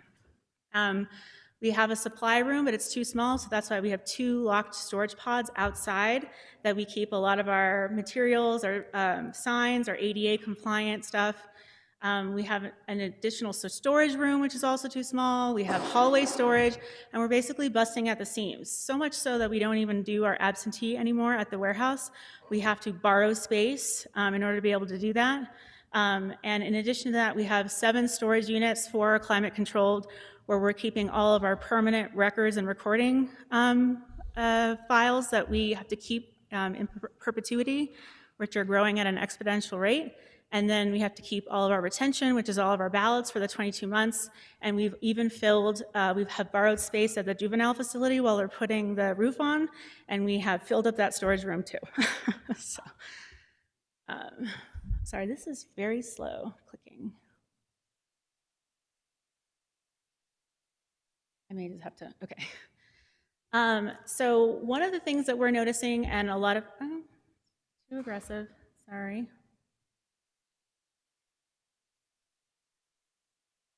Sorry, it's a little delay. Okay. So one of the things, because I've been going to conferences this summer now that we have conferences again to try to understand, best practices in other counties. And one of the things that have been told to us over and over again is that observers and challengers are now part of the election process. We should expect observers and challengers to want to see every part of the voting process. And so when we're planning operational space, we have to plan space that allows observers and challengers without, basically threatening the election process with them being there or violating voter privacy. So now when we're doing these spaces and we're planning for spaces like the new warehouse, we have to be conscious of the fact that there are going to be people there who need to have transparency but also security around them. One of the other things is, that's new and different is that, as Tracy mentioned, elections are now considered critical infrastructure. However, there is not a funding stream other than HAVA money coming from the Fed. So when I applied for money or talked to Heinrich or Ben Ray Houlihan's staff about getting money, sometimes there's money through the Department of Homeland Security, but most of the money goes to the Secretary of States, and then that trickles down to the clerks. But it's very difficult to get the feds to give dedicated money for elections. We also have increased ballots, and we're pretty sure that the legislature will pass what's called permanent absentee. Right now, every election, you as the voter has to request an absentee ballot each and every election. But we know that there is interest, political interest, in having a permanent absentee, and so what's going to happen is people will join the permanent absentee list, which will just increase volume of absentee ballots. So we know that more and more people are going to be signing up for absentee, so we need to make sure our absentee process is robust and modern, so that way we can accommodate the number of ballots. So right now, like I said, polling sites require same-day registration and a drop box in view of the presiding judge, so that way anyone can go in with an absentee ballot and drop it in a secured box, which requires its whole set of tablets in order to be able to scan each ballot at the polling site and then prove chain of custody when they get back to the polling site, to the clerk's office, and then timestamp that. So there's a whole sort of tablets and apparatus that goes with absentee ballots. And then we also have our secure permanent drop boxes and new best practices from the Secretary of State. So we also have, because we have the lessons learned from 2020, and also for same-day registration, we have to increase our poll workers. So basically every site needs to have their own same-day registration agent, and every time we have a new same-day registration tablet, that requires a new person. So we have up to 3 now at the fairgrounds to keep up with demand, because people were waiting more than 45 minutes during the primary in order to be able to do same-day registration. So while we have increased our same-day registration stations, that also requires the personnel to man those stations. Right now, Fairgrounds has up to 20 people working through early voting on Election Day because we have such a high throughput of voters at that polling location. We also have increased temporary staff. So right now we need to hire extra people just to keep up with same-day registration because, again, it's 3 screens and 7 clicks for every registration. So when people are at the polling sites registering same day, we at the clerk's office then have to process that just like a regular registration, and we have a really hard time keeping up, so we have to hire extra people to be able to do that. We also have hired a help desk because what was happening, especially during 2020, is the phones were ringing off the hook and people could not get through. And the staff told me when I took office that sometimes they didn't even start doing their work until 5 o'clock. So they were working until 2 a.m. trying to finish their full days of work because all they were doing were answering the phones. So what we did is we hired a help desk, and they're basically trained on, the 5 most common questions that voters have, how to get into service and sort of help them on the very peripheral questions. Where do I vote? If I'm registered, how do I do that? And some of them speak Spanish to make sure we have Spanish speakers for those constituents. But the idea is that it allows our permanent staff to really work on sort of the more technical issues around the election. They can actually run the election when we've hired help desk. So we hire 4 people. It may in future elections go up to 5 because it is very successful to have a help desk so that it frees up people to do the running of the election during the day. So we also have to have clerks that just come into the office and help us with a sheer volume of all of the election stuff we have to do leading up to the election. So we have ERIC notices that go out, and that's a consortium of states. ERIC's a consortium of states that have all agreed to be together and send each other data. So that way we know when a voter has died in another state, we know when a voter has registered in another state, and they send us that data. But again, we have to send out mailings a couple times a year, so 4,000, 5,000 mailings, and then with that, those mailings bounce or the voters cancel their registrations, anything like that, we have to process all those again. So we're in this era of we're constantly updating the voter file, and in order to be able to pull the physical voter registration card from the voter file, because we're up to 110,000 registered voters, we have to hire clerks to help us because today, which is the first day of voting, that's our hard deadline. So we have to get all of that stuff processed and ready so that voters can start voting today. And then we have temps who have to cover the kiosk. So one of the things that we have to do is we have to cover the kiosk in our building. However, those are essential people who have a job and an election function in the office, and so we actually hire a temp to cover the kiosk so that those people can actually run the election. So we have a lot of people working, and we also hire a lot of messengers, what's called messengers, and techs out in the field. We basically quadruple our staff out in the field so that way they can be servicing all the polling sites, getting all the equipment ready, doing all the packing, setting up all the ADA stuff, and they work directly with several of the organizations around the state to make sure our polling sites are compliant. So, and then also what we have done is that our records and recording staff, because by statute we have to check every single box within 24 hours, they right now handle checking the boxes because everybody else is so busy with all the election stuff, records and recording staff. They borrow a vehicle, so we borrow about 10 to 12 vehicles every election cycle from Fleet, and they go out to the polling sites, do the chain of custody, right? They take their tablet, they scan all the ballots, they seal the box, it's GPS tracked, they bring it back to the clerk's office, we timestamp it, we complete the chain of custody. That's our record and recording staff doing that, and they do that on top of their normal records and recording duties. Okay. Sorry, so basically when we hire all these temps in our office, that means they all need to have a computer because everything's done by computer now, and everyone needs to have a phone, everyone needs to have a cubicle. It is becoming, so basically you walk into the clerk's office right now today during the first day of early voting, and every cubicle is full. We now need to borrow vehicles, right? We need to have GPS devices. Every staffer needs to have a cell phone or tablet for security purposes because we have seen that some challengers are overenthusiastic and follow our staff very closely. And there have been incidences where like the vehicle will break down and the staff is in a place that doesn't have very good cell phone service and has been trapped with a challenger in the car. So we need to make sure that they can always reach our office. They always have a cell phone. They always have a way of getting a hold of us. And some of the places in the county are quite rural, and so we need to make sure we have, backup communications. Staff completing the chain of custody, it's pretty technical, right? You have your tablet, you have to scan all the ballots, you have to make sure you're signing chain of custody, we're bringing it back. Everything that leaves the polling site has to exactly match when it gets to the clerk's office. We spend a lot of money on Penske trucks because we don't have trucks big enough to handle all of the equipment and handle all of the tabulators, and we do multiple sites a day, so we're renting Penske trucks in order to have the big enough truck to be able to move all of the stuff we have to do, especially when, for instance, expanded early voting starts, or election day where we have 32 sites and we need to get those up over the weekend. So basically, we just need more equipment. Okay. So basically, now that we have tons and tons of people, and we have new election rules and chain of custody and absentee processes, and we need to make sure everyone understands the voting process so that no voter gets denied unnecessarily. There's a huge training need now. So by statute, we have to train everyone who is a poll worker. And that training lasts about 4 hours now. And we really do try to get it down, but we do active shooter, we do de-escalation, we do end of day procedures, we do ADA compliance. There is a lot of things that poll workers need to know and understand, including, and also our staff need to know and understand so that they can assist our poll workers. Messengers, staff, and help desk, they all get certified on how to certify the machines just so that they can understand, technical issues that happen. So we are really seeing a huge increase in the need for training. So we are constantly doing trainings. We're constantly using the training room.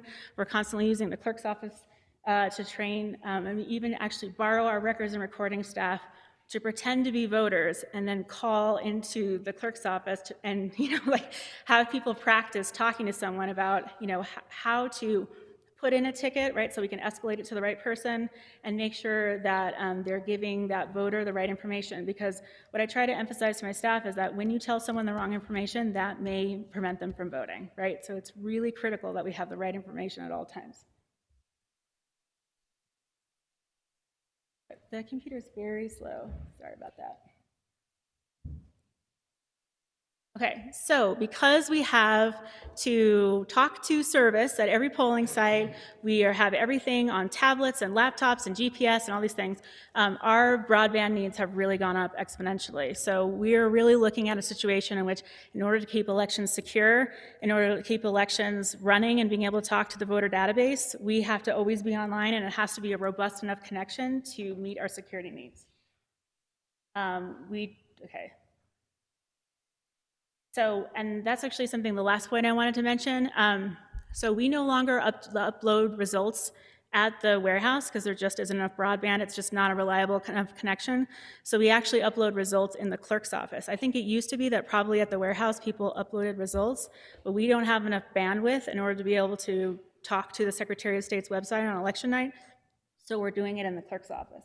Ideally, poll workers would be coming back to a secure warehouse and we could upload because we have a robust enough connection to the Secretary of State's website on election night at the warehouse. So that way, poll workers are not vulnerable, like they're just parking in the regular parking lot. Ideally, we'd have it where they could park in a secure parking lot. The ballots would not be exposed too long. We can update those results to the Secretary of State at a secure warehouse. All right.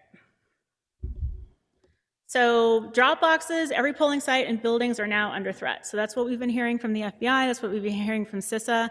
That is what we see from some of the online social discussions. People are talking about sabotaging the tabulators. They're talking about sabotaging the drop box sites to try to force hand tallies and other election process. So now we're seeing like a huge amount of need for extra security. Ones that we didn't necessarily see in previous elections. We know, because we get these bulletins, that we need to be alert. So basically, there's talk of trying to knock down the ballot boxes, trying to pose as a poll worker, and then somehow so interfering with the election process, we would have to hand tally ballots. So we're a little concerned, and basically because every new person that we hire has to be screened, there's just this added layer of extra bodies that are needed to help do interviews and make sure that we're hiring the right people. Okay. Sorry, this is taking so slowly. Has to think. I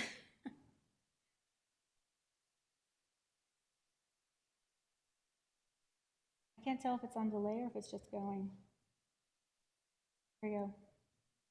Okay. Oh, well, this is not. Oh, here we go. Okay. So, I just wanted to quickly go over our space needs. So by statute, every poll worker has to be trained, even our standbys, before they can even accept the position. Ideally, we'd have a space with big screens on the wall, right, for presentations. Each seat would have a computer in front of it, right, so they can work like they would normally work the polls. We need a tabulator system. We need a trainer, right? And if we don't have hands-on, that means that people make mistakes, right? People learn by doing the hands-on, and that's why we have a little practice election every time we do a training. So we run about 20, 25 trainings this election cycle for poll workers because we hired 300 of them. So we probably need about 750 square feet of place, plus we need observers to be able to stand there.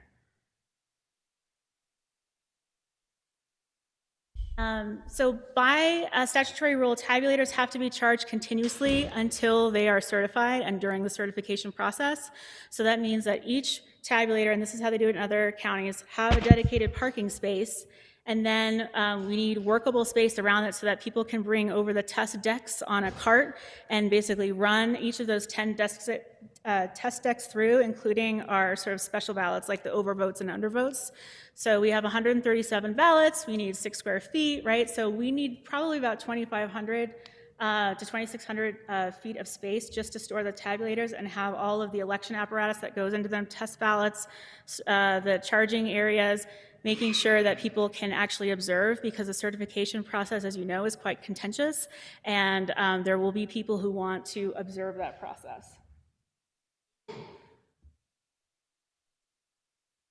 Okay, so we also have a ton of things that we need to store. So every federal primary and general election, we have to store about 200 boxes worth of materials, bankers boxes, and keep those safe so that if someone IPRA'd them or needed to have them for whatever reason, they could see them. And then we have to be able to destroy them after the 22 months. We have separate equipment for the loading dock, which includes tables, chairs that are ADA compliant, ADA materials, ramps, polling booths, signage. I mean, we just have tons and tons of stuff.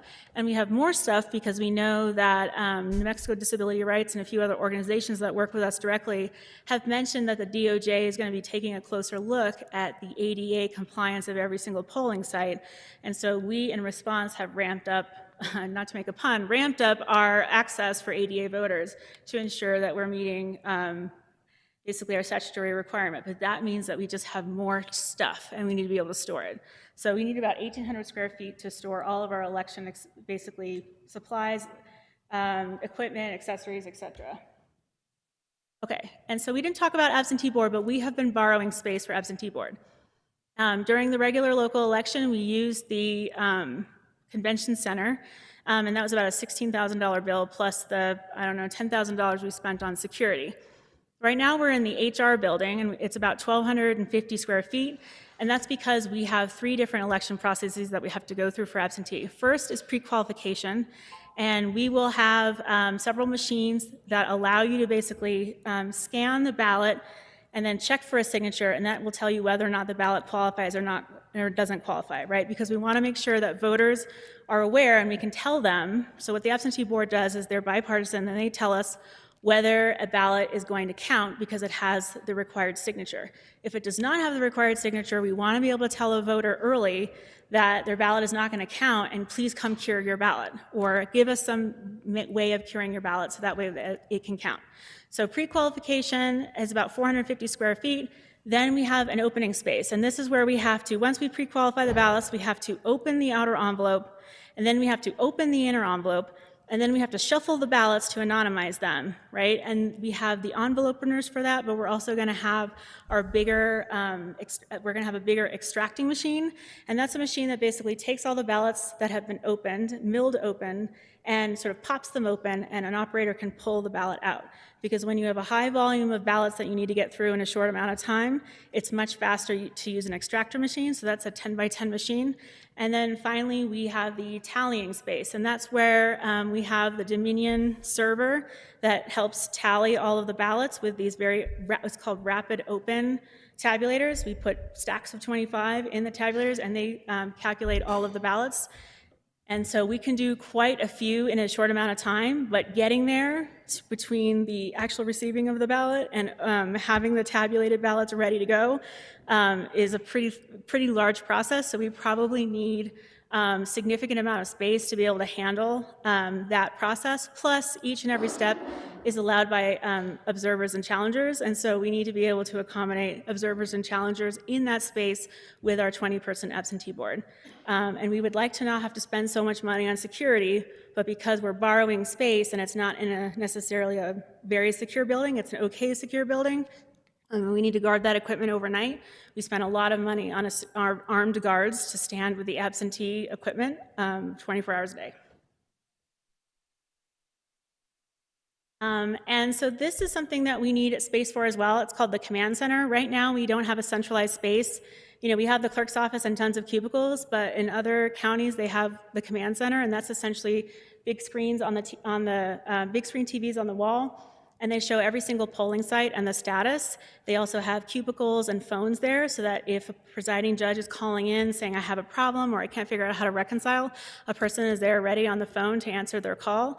It's also really important to have that very close to where we dispatch texts. So one of the things that we do is we try to dispatch texts and then escalate based on how serious of a problem it is, right? The number one question is, can voters still vote? If you're having a problem, can voters still vote? If voters can't vote, like the power has gone out, the ballot on demand system have stopped working, the internet has gone down, right? We need to be able to get a tech out there really quickly. And so we would like to have just basically 600 square feet for a command center to essentially accommodate this kind of election procedure, because right now it's decentralized and it makes much more sense to have it centralized very close to the text offices so we can quickly dispatch people out to the polling site to make sure voters can vote. And then of course we have the warehouse staging area dock, and that needs to be pretty flexible with all of our storage, so that because we need to be constantly loading, especially those weekends before early voting, to make sure we can hit all 32 sites. And then of course we need office space, right? Because driving back and forth between the warehouse and the clerk's office is very inefficient. So there are a lot of permanent staff who need their own warehouse space or need to be stationed out there, so that way they can be working on the election and not driving back and forth, because right now sometimes we can't print or we can't do something because the throughput of the election either has gone down, of the broadband at the warehouse has either gone down, or it's just not working with, you know, if more than 2 people get on it, it doesn't work. So sometimes people have to leave the warehouse to go somewhere else to be able to get enough internet to work. So, and then of course we have records and recording storage. And this is, although we are going digital and we'll be done with that project this month, which is great because then constituents will then be able to buy their documents online, we still accumulate a ton of records. And these are records that, to be frank with you, are starting to fall apart. So our reception books in the clerk's office need to be rebound and protected with probably acid-free paper and binding, and that's going to cost some money. And then our microfiche, during our digitizing process, we noticed that several of them have basically disintegrated to the point where we had to ask title companies to give us their copy of our own records. So what we're seeing is that microfiche are essentially melting or disintegrating where they're being stored right now. So the pressure on making sure that we're storing our permanent records in a better scenario is very important. And we also have all of our storage, all of our paper ballots, all of our marriage licenses under sprinklers right now in the clerk's office, right? Because sprinklers are safe for human beings, they're not so safe for permanent records. So we need a plan long-term of where to move our permanent records where we're protecting them and not putting them in sprinkler systems, either a foam system or some kind of non-water-based fire security. I just wanted to make sure that we are clear that the clerk's office is working much better. We have faster results. So we are one of 2 counties that have posted our results first in the last 3 elections, meaning that at 7 o'clock, our early and absentee go up right away. We're down to 0% ballot damage from 4% every election. And we are really good at the modernization. We've got everything out of chain of custody with tablets. We have GPS tracking, we have new machines in the absentee process that are faster, so we are modernizing our election process. And I wanted to ask if there were any questions. I'm a little concerned that the current warehouse space, because we were given some space in the current, when we were first talking about meeting about the warehouse and the new warehouse that is currently having the roof put on at the juvenile facility, there was some discussion about giving us more permanent record space, but that apparently has gone away, and now we only have 7,700 square feet of space. I think we need 9,000 to 10,000.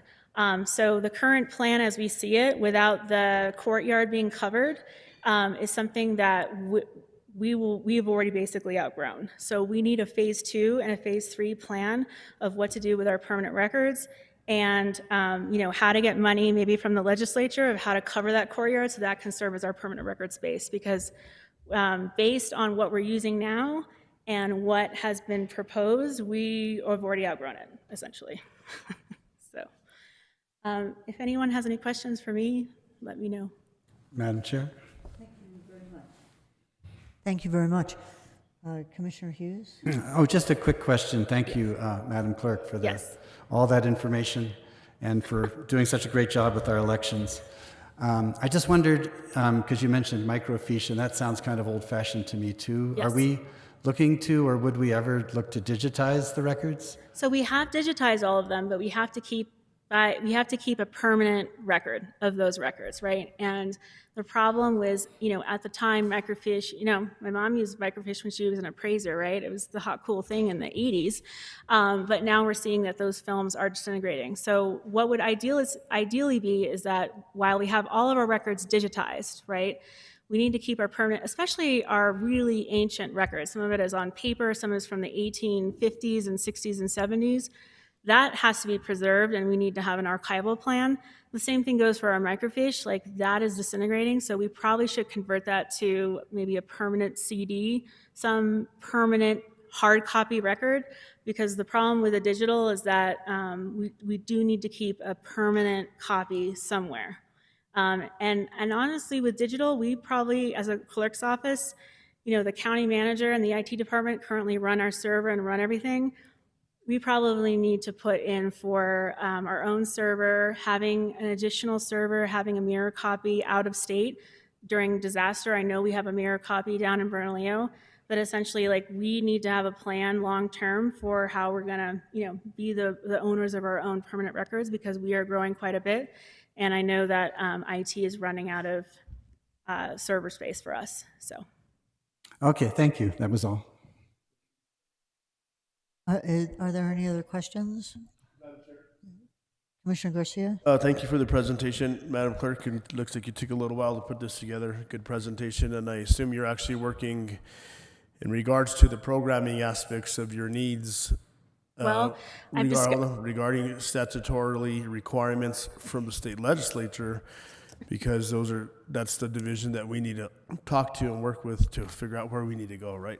Right, well, so one of the things that was frustrating for me is that I asked that this project, the warehouse project, also be on next year's ICIP, and I was told we don't need to have that. But now that I'm actually looking at the plans, we are going to need a phase 2 and we're going to need a phase 3, which means we should be on the ICIP to get more money out of the legislature, right? So I would like to be able to be on the ICIP so that I can ask the legislature formally for money, especially to cover the old exercise area that doesn't currently have a roof on it, to maybe make that permanent record storage. Thank you. I understand that. And one of the things, whenever we do go to the state legislature, I would hope that we have our programming needs actually kind of really detailed as into what is needed for our departments, because the state legislature has all these additional requirements and new legislation, and I don't know that they actually look at what the needs are, what spaces that the county commission has as policymakers for obviously our elected officials, because by statutory, we're required to house district court, the district attorney's office, and the county health building. And so whenever the state legislature places additional requirements for the policymaker, it's a little difficult. But thank you for the presentation. Yes, I will say that I went to the New Mexico Association of Counties meeting to present for the clerks on our legislative priorities, and it seemed to be quite the theme among all the affiliates of unfunded mandates from the state legislature. So. Any other questions? No, I want to thank you for the presentation. I assume a fair amount of this, since we've been working on this for a year and a half, are included in the airport road remodel. You mentioned the ICIP process, so I assume you're getting into that, our capital planning process? Yes, I will say very bluntly, it's just not enough space for us. I'm sorry? The new warehouse space is just not enough space for us. So, because we were originally discussing having some of what's going to be designated as Iron Mountain as part of the clerk's permanent record, but that apparently has gone away, so we do not have enough space in the new facility, based on the plans that I've been shown. Well, then I assume you're going to enter into the capital planning process with these I mean, this was a lot of information, and I assume these will get, more details will be added, evaluated, vetted through the existing process to get them into budgetary considerations. So, the thing is, like, I was told we don't need to, but now that I'm seeing the new plans, and I realize we have less space than I was really originally told that we did, I definitely will need to be advocating for getting the legislature to give us more money, at least to cover some of the, the portal we could enclose, the open exercise area we could put a roof on, but that will require, money to do that, obviously, so. Right. I think we're agreeing. You can advocate for it, and the way to do it is to get in the ICIP process, which allows us to think about all the things that need to be compared. Okay, well, can I make a formal request that we put the warehouse on the ICIP process? I'm sorry, I'm sorry. Can I make a formal request to put us on the ICIP process? I just didn't catch. All I heard was ICIP process. I'm asking if we can, because I had asked for it originally and was told we didn't need to do it, but now I'm asking if we can be included in the ICIP process so we can go to the legislature and ask for more money. Madam Chair. Well, I think there's a process for a reason, and it's important to go through the steps. I was going to say there is a process for that, and I think that we need to go through that process. I mean, first of all, let's see, we're adding an additional 2,000 to 3,000 square feet, 200 to 300 square feet, or 3,000. 2,000 to 3,000 square feet. So maybe we need to see how much and space you really need, or what will be in the future. And also, the process has been going on, and how come it's just now that you're realizing there's not enough space? Because the project manager only met with us, I think, like a week and a half ago, or 2 weeks ago. That was right. And when we did the walkthroughs, we were told we were going to have more of what is now being designated as the Iron Mountain space, to be honest with you. It's so what was the last thing? The Iron Mountain space? And so the Iron Mountain space is where you guys are going to put your, because you guys are spending way too much money on the Iron Mountain rental. Right. So we were told we were going to have a portion of that. That apparently is not the case when we met with the project manager. So we only met with the project manager 2 weeks, which is why I requested to do this presentation. So there's a process for getting on the ICIP list, right? And I think that we need to follow that process. Right, but I was told no before, that we didn't need it. That's okay. I mean, there's no... Okay. Madam Chair, Madam Clerk, are you talking about this next 2023 legislative session asking for... Oh. Yeah, because when I asked to be on the ICIP, I was told, no, we don't need more money in this project. But now that I'm looking at the space, and now I'm just being told about the plans just 2 weeks ago, and really seeing what the layout is of we actually have, because it was very up in the air before, I realized that we don't have enough space. Well, what I would like to just reiterate is that I know that we have been aware of this and working on this for a year and a half, and we've been, the information on the warehouse and the airport road development project we've been working with you and the clerk's office for a year and a half. So that because I don't see it that way. I see that we've done some tours of the warehouse, but the actual space that we had, the definitive space, was not laid out for me until the project manager came to discuss it with us. So like the formal square footage with hard lines in it, that was not necessarily revealed to us until about 2 to 3 weeks ago. So, for us, it's been very hard to be included. We've emailed and asked, like, what's going on? Oh, the project manager. Oh, the roof's going on. But that's about it. We don't, I think Yvonne can agree, like, we don't feel like we had the most up-to-date information at all times. I find that interesting because I know of lots of meetings just that I have been made aware of over the last year. A really critical thing about process is the ICIP process allows everything to be vetted and evaluated with the departments in a structured way so that there's fairness across everything that the county needs. And that's really, I think, why we feel that that process is really critical. I mean, we really respect the needs, you know, elections are hugely important, and we really respect the needs that you see, and and the process is there to be able to vet those needs and put them in the system, and that's what Okay. Well, I was told no, so that's where we're at. Is that we asked to be in the process, and we were told you don't need the money. So. Okay, really appreciate your presentation on this. Thank you very Okay. much. Thank you. I've been given to understand we have some WebEx audio problems. And so I'm going to ask for a recess because the next item up is matters for public concern, which we can't really, we're fixed the problems? Oh, well, thank you very much for your expedient dealing with the problem. So we are able to proceed. On item 8, which is matters of public concern.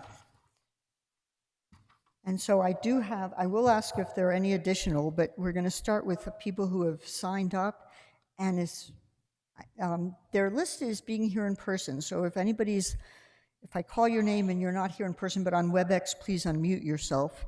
The first person to sign up was Jeff Kruger. Are you here in person? Odd. Daniel, is Jeff Kruger on WebEx?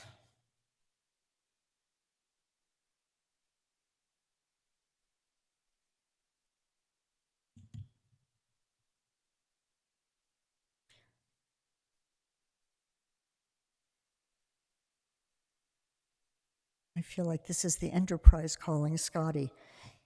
Is Jeff Kruger available either here in person or on WebEx?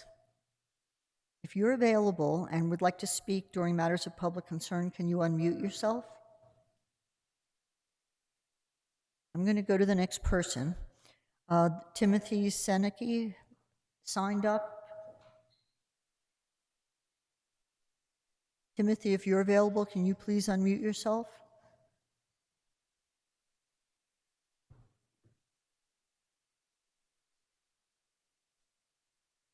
The next person is Elizabeth Emmons. Are you here or on WebEx and available to speak during matters of public concern?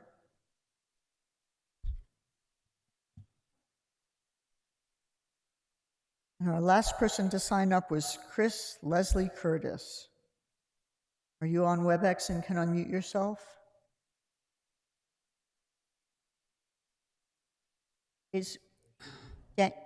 Daniel, do you believe we're still having audio problems, or do you see anybody on WebEx or have any knowledge Madam of Chair, people who?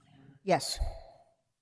I don't see anybody that pre-registered for public comment on WebEx. You don't see anybody? Correct. Does any? You said you didn't see anybody who pre-registered. Thank you. I know I couldn't hear that. I appreciate it.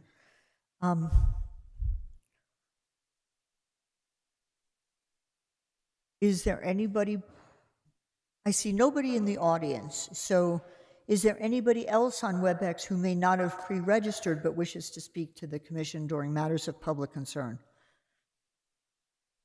If there are, please unmute yourself and make your presence known. Madam Chair? Yes.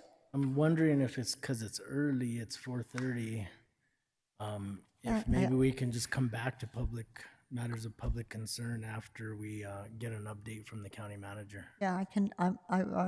That's a good idea, and I can do that. It's not that early. It's 4:20, so normally we theoretically get to it at this time. I'm happy to double check. What I'd appreciate is if there's anybody here present in the building or on WebEx who was missed because they weren't present at the moment we had this, if you could let our staff know so that we can reopen this item. But otherwise, I'm going to close matters of public concern and go on to matters from the county manager. Manager Schaefer.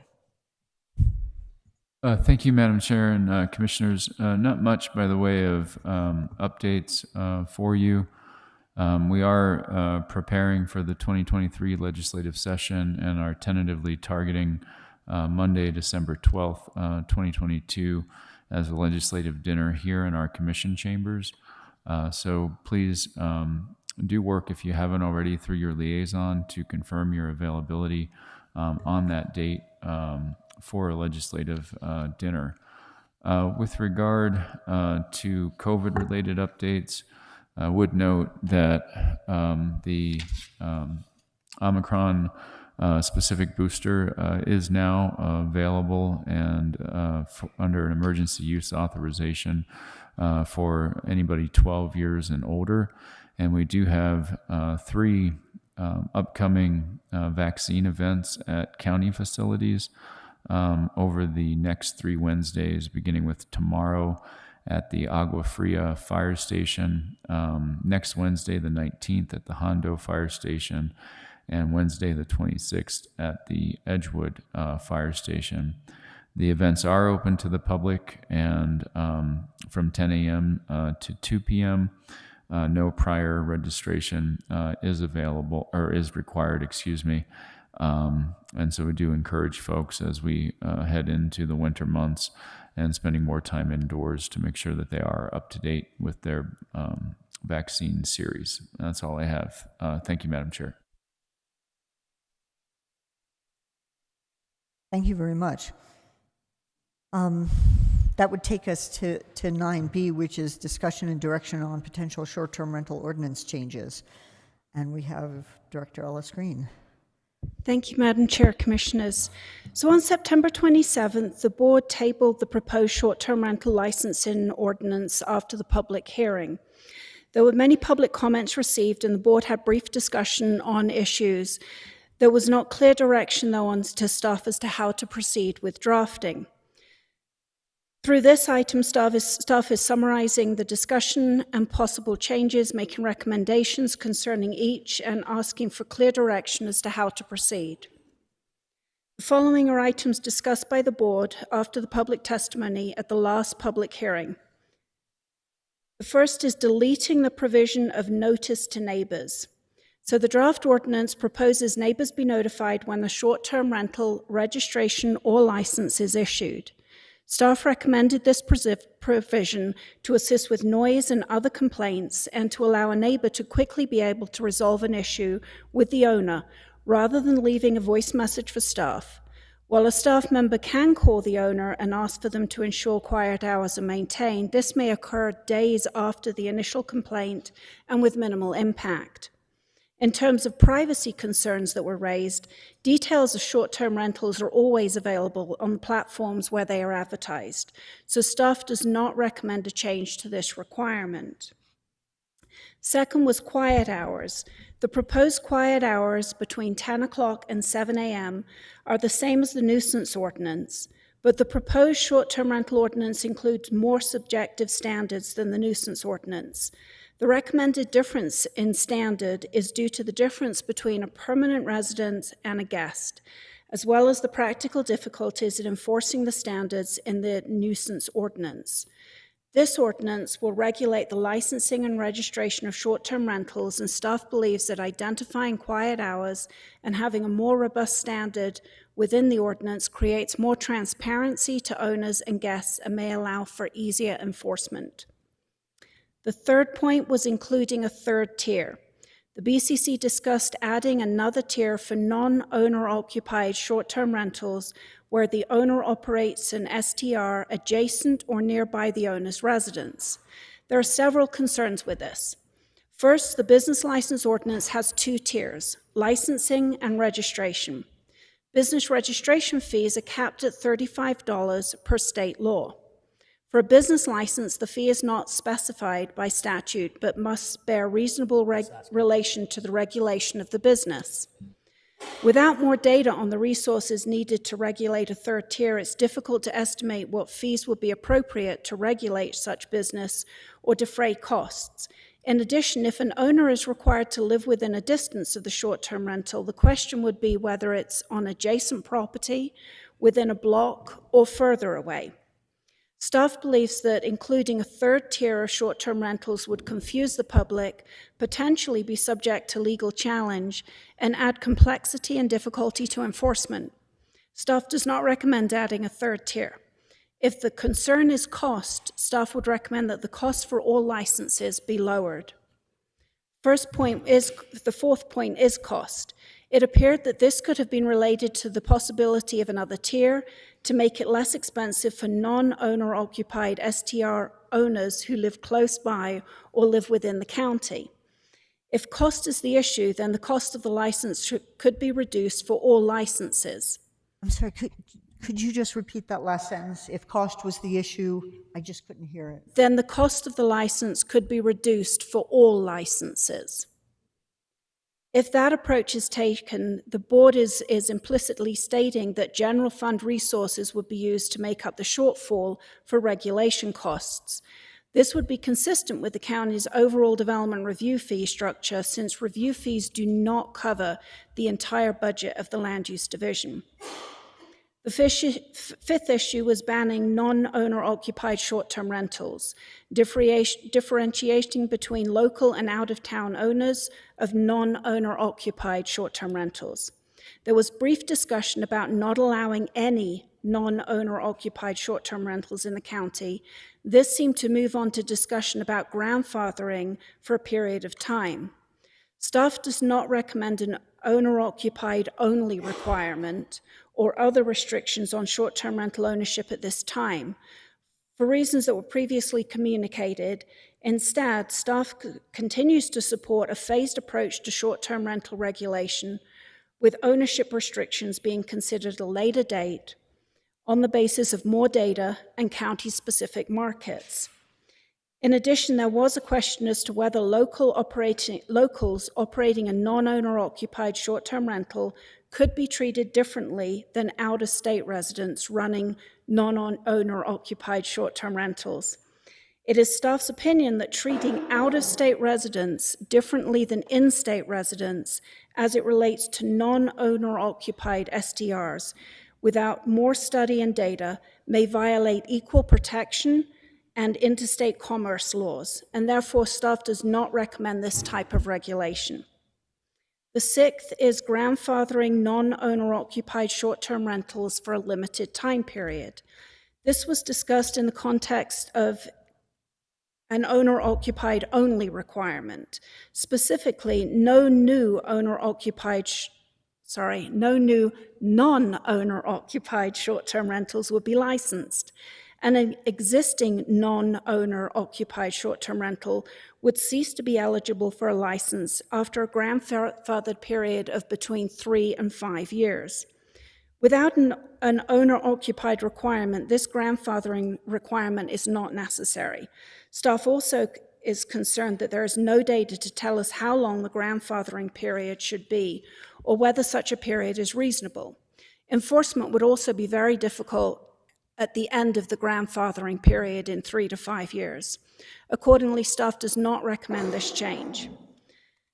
The seventh item was limiting the total number of non-owner occupied short-term rentals.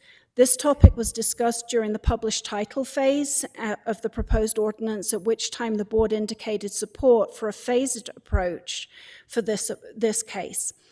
As previously indicated, staff continues to recommend the phased approach pursuant to an ownership limits that are considered at a later time based on more specific data and market analysis.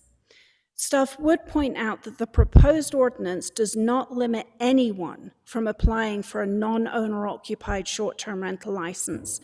There are only a few additional requirements for a license versus a registration.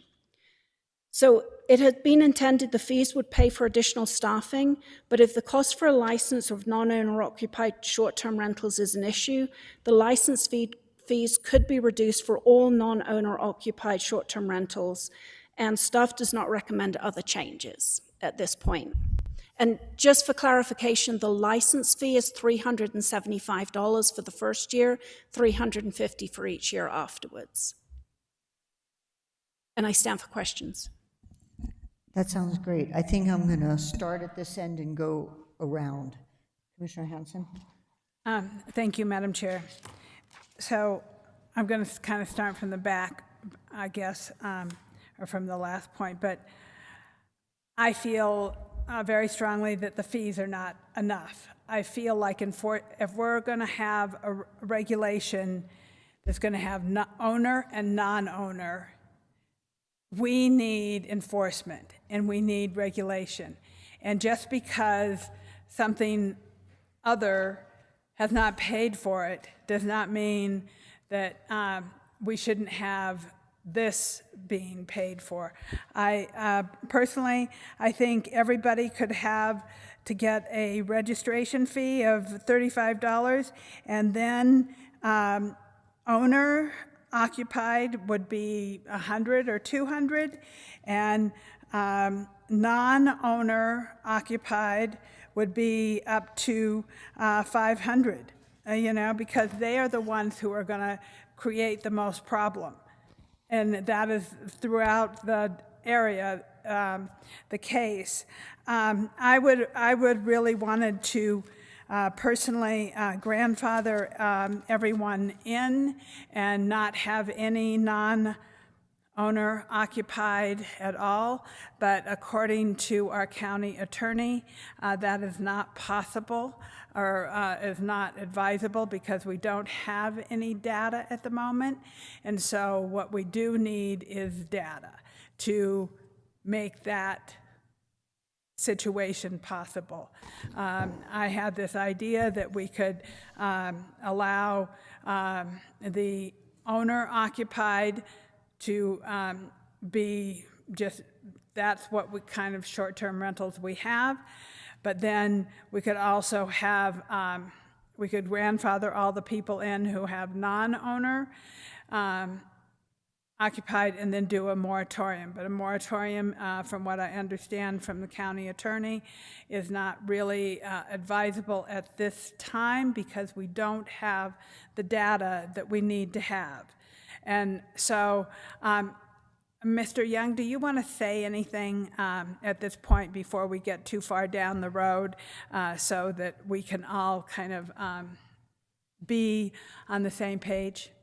Madam Chair, Commissioners, so in New Mexico, there's not case law on point with this specific issue. While there have been moratoriums on subdivisions for certain, building permits and reasons related to septic, which are more health and safety related, there's not any on point as to the short-term rental issue.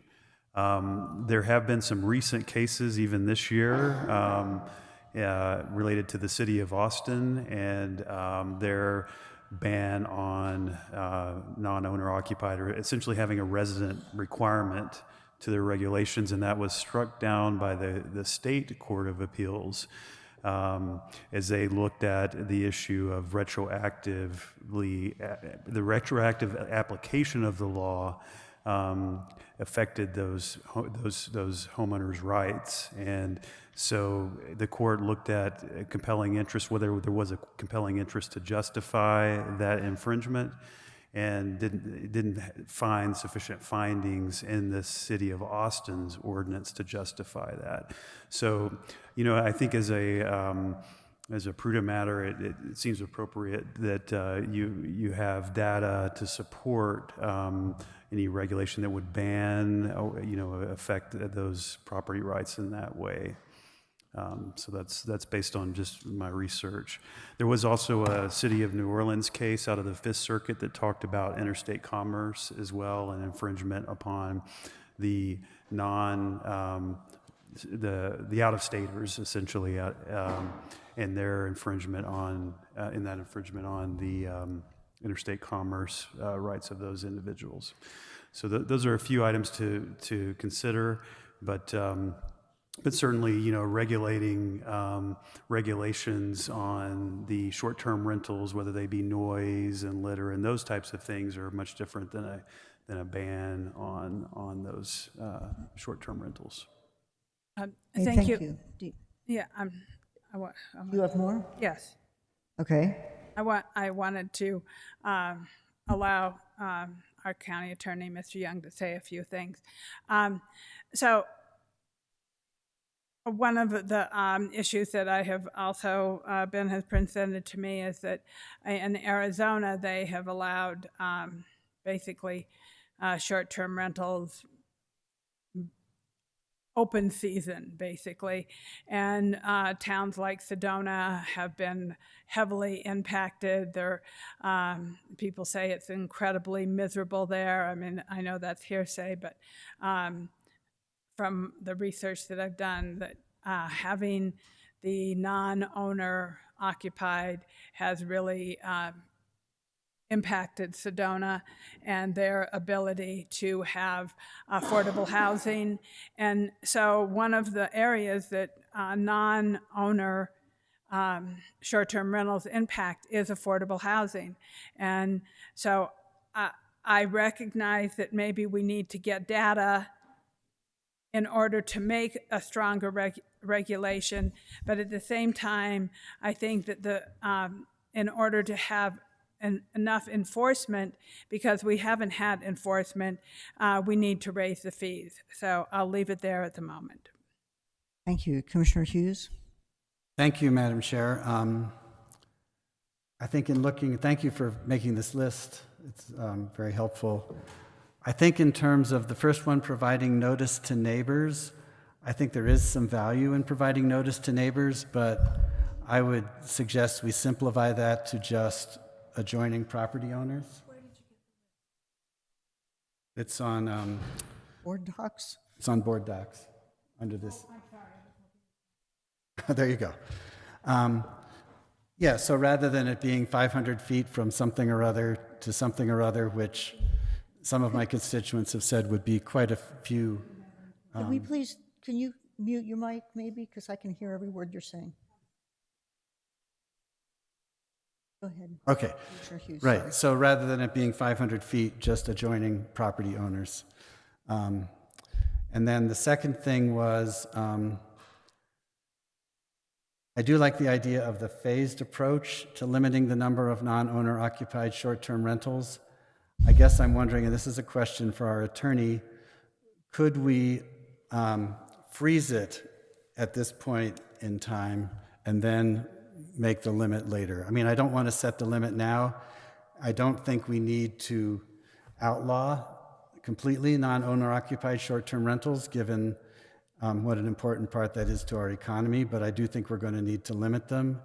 And I guess I'm a little worried about saying, okay, we're going to create this regulation and a year from now we're going to limit it. Does that make it open season on all of our housing for everybody who wanted to buy a non-owner occupied short-term rental to go buy one this year? So I guess I want to know, from what the case law you quoted didn't seem to address that, whether we could, without taking away anything anybody has right now, just sort of freeze the number until we decide on what the limit is. That's a moratorium, isn't it? That's a moratorium, but I didn't hear him address that. Madam Chair, Commissioner Hughes, so are you suggesting to freeze the ability of the short-term rentals to be permitted or licensed, or setting a number, limiting the amount right now? Well, I think what I'm suggesting is limiting it to people who had a short-term rental as of today or whatever date we suggest. In other words, you can keep your short-term rental now, but you couldn't go out and buy a house and start a new one until such time as we set the limit at a higher number. And so, you know, in that permitting process, I guess, is where I would understand that the person would come forward and try to apply for a permit. They would be denied because they did not own the property prior to this date, or whatever date is the effective date of the freeze. You know, that's a different question, I guess, if it applies equally to everyone. That there are less concerns from a equal protection standpoint.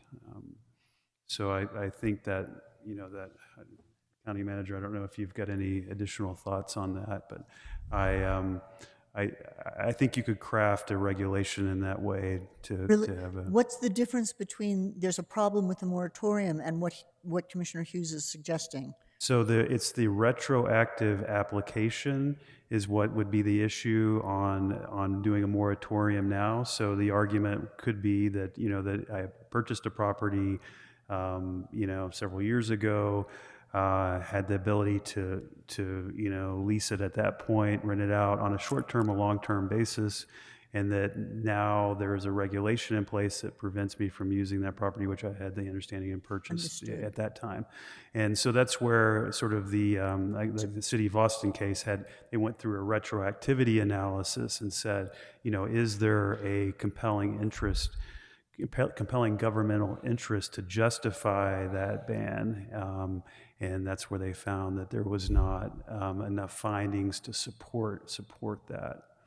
So it would only be applicable, any moratorium then it would be only applicable to new purchases, where somebody purchasing the property already knows there's a moratorium. Mm-hmm. That's my understanding, Madam Chair. Is that what, and I'm sorry, but I just didn't understand. No, I think that was good clarification, Madam Chair. And so, yes, that is more or less what I'm asking, and I don't know that I have the specific details, because I want to make sure we write this if we do it this way, very legally, and not subject to us being taken to court over it if it's possible, although, we can't always be afraid of being taken to court. But I think my idea would be that if you own the property now and use it as a short-term rental, that you can continue to do that. And the other way to do it would be just say, if you own the property now, you can use it as a short-term rental, and that would cover people who own a property now but moved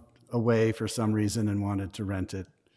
You could put the limit on various spots, but I would like to I think what we're trying to prevent is people buying up properties specifically to be short-term rentals until we get the data to decide what limit there should be, if any.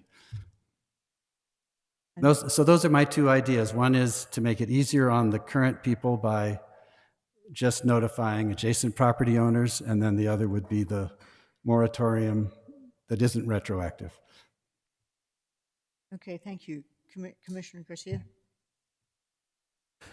Thank you, Madam Chair. I wasn't present for the meeting, but I definitely listened to the testimony the last couple of meetings. Just find it, on another note, I find it a little bit difficult or hard that actually the fees would pay for additional staffing. We were told that for the SDLC, that raising the rates of development permits would pay for additional staffing, and I don't see that happening in the zoning department. So I don't know how that's going to work. One other question that I have, and I follow what my colleagues are, where they're going with moratorium, not moratorium, I just definitely understand that. I recently looked at somebody that has a piece of property in Conservancy that are doing Airbnb through Airbnb, and they get charged a GRT tax. Where is that tax going? They probably pay through Airbnb, and we have verified with our finance department that the GRT is coming to Santa Fe County. I would like to see how the finance department verify that GRT is coming to Santa Fe County, because I have another situation in Madrid and the way that stuff works. But nonetheless, I don't have any further comments, Madam Chair. Thank you. Thank you. Commissioner Roybal? Thank you, Madam Chair. And I still feel that, in America, it's a land of opportunity, right? And so people that have made investments, in real estate, they want to be able to use the property however they deem is adequate for them. And, sometimes it's STRs, sometimes it's long-term rentals.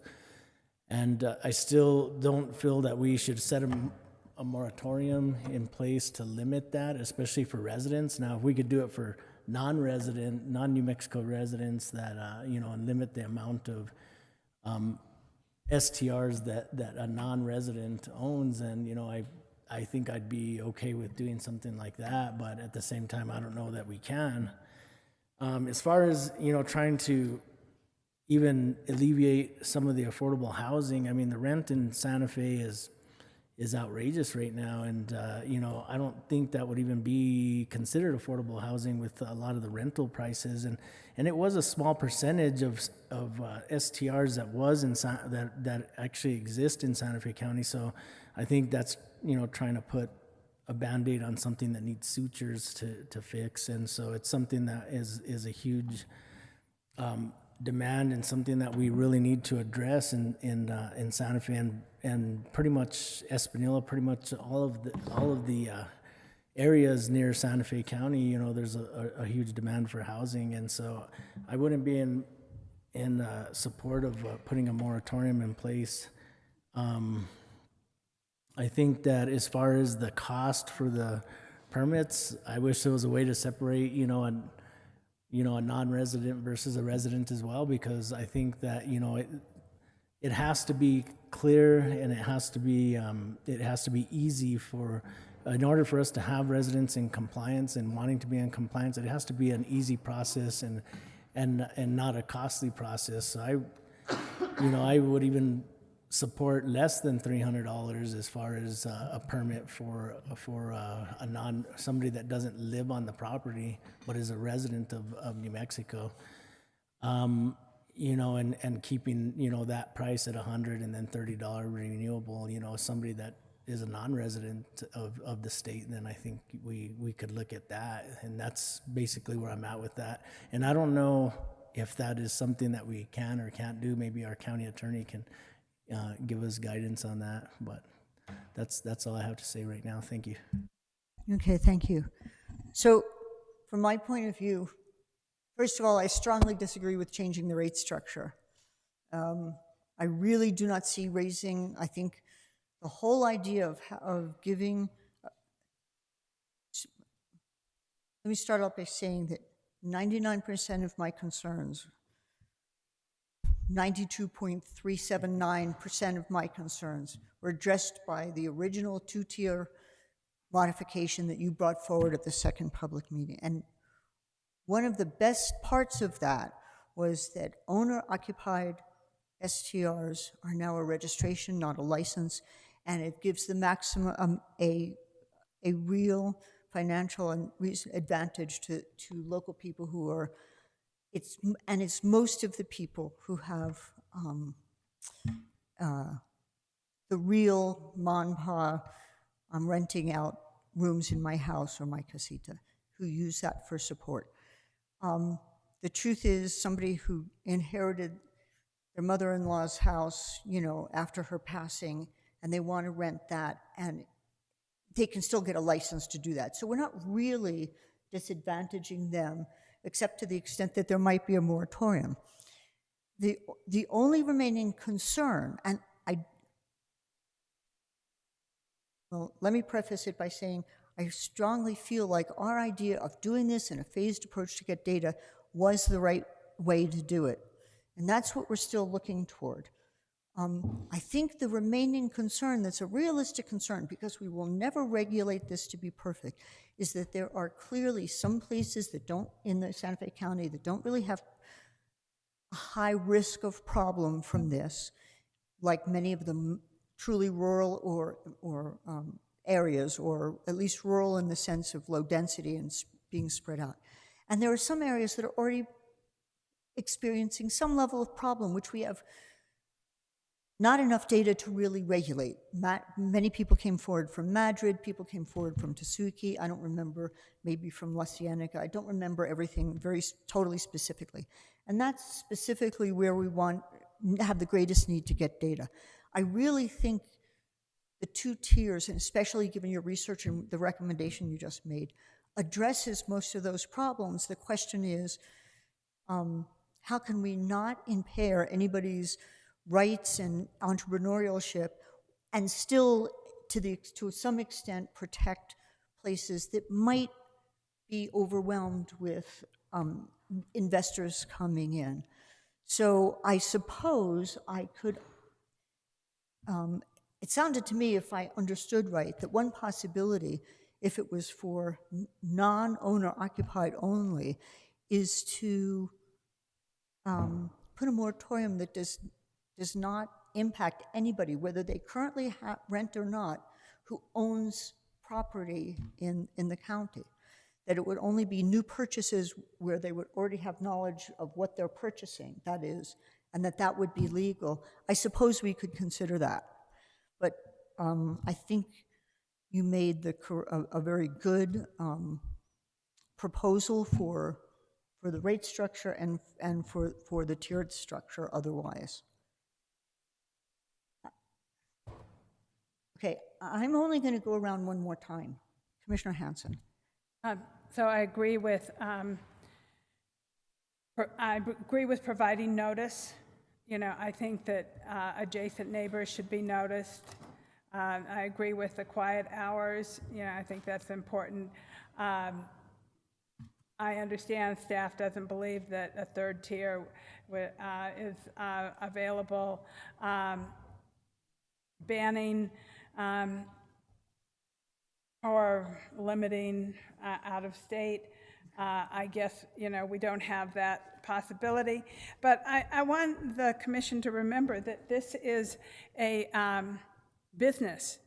People are making money off of this. And especially the people who are the non-owners. You know, I think it's different for the people who are owners, you know, do it in their own home. They're still making money off of it. We're still going to have to regulate it. We're still going to have to see what's going on. And we're still going to have to enforce it, and I feel like we need some enforcement. And all of these places, Santa Monica, they have, where else? Portland, they have really good enforcement, and I think enforcement is really important. And that is something that we are constantly lacking at the county. We don't have enough enforcement officers as it is. And so to say, well, we're not going to charge people for short-term rentals. I didn't say that. Okay, I mean, you know, I'll live with the $375 and the $350, but I think that people who have people in their house also, I think $100 is a reasonable amount to pay for a year to be making tons of money. I mean, or maybe not tons of money, but, you know, $30,000 is what, you know, I hear is the average. And so I'm just trying to make sure that we have some regulations and oversight, because what has happened in Arizona is a disaster. Sedona is like just out of control, and people are really unhappy, and a lot of it has taken a lot of the affordable housing away from for people to be able to live in Sedona. And I mean, we're already facing that here. Boulder is another place where there's difficulty. Okay. So I'm just making my point that I think that the fees are really important. The one other thing I wanted to mention, I think that HOAs need to start to step up. And many people did not buy their houses to have a mini motel in their on their street or in their area. And so when we have these kind of mini motels popping up, you know, it's a residential area. I don't want a mini motel in a residential area. You know, I want people to have neighbors. And I was so thrilled when I walked to the park the other day, and there was all these people with children and people with in the neighborhood with, you know, that are actually living in the community. And so I'll leave it there and see where we go. Commissioner Hughes? Well, Commissioner Hanson, did you want to weigh in on the moratorium freeze idea? Oh, I'm for a moratorium or limiting the amount of houses that we have, but I think we have to do the phased approach. And see where we are and what we can get. And, you know, I'm for grandfathering everybody in who's already doing this and figuring out how it's going to impact our community. Okay, just wasn't sure. So same two things for me. I don't want to weigh in on the fee structure because I was trusting staff to come up with a fee structure that worked. $35 does sound cheap to me, but if that's where everybody wants to be, that's okay.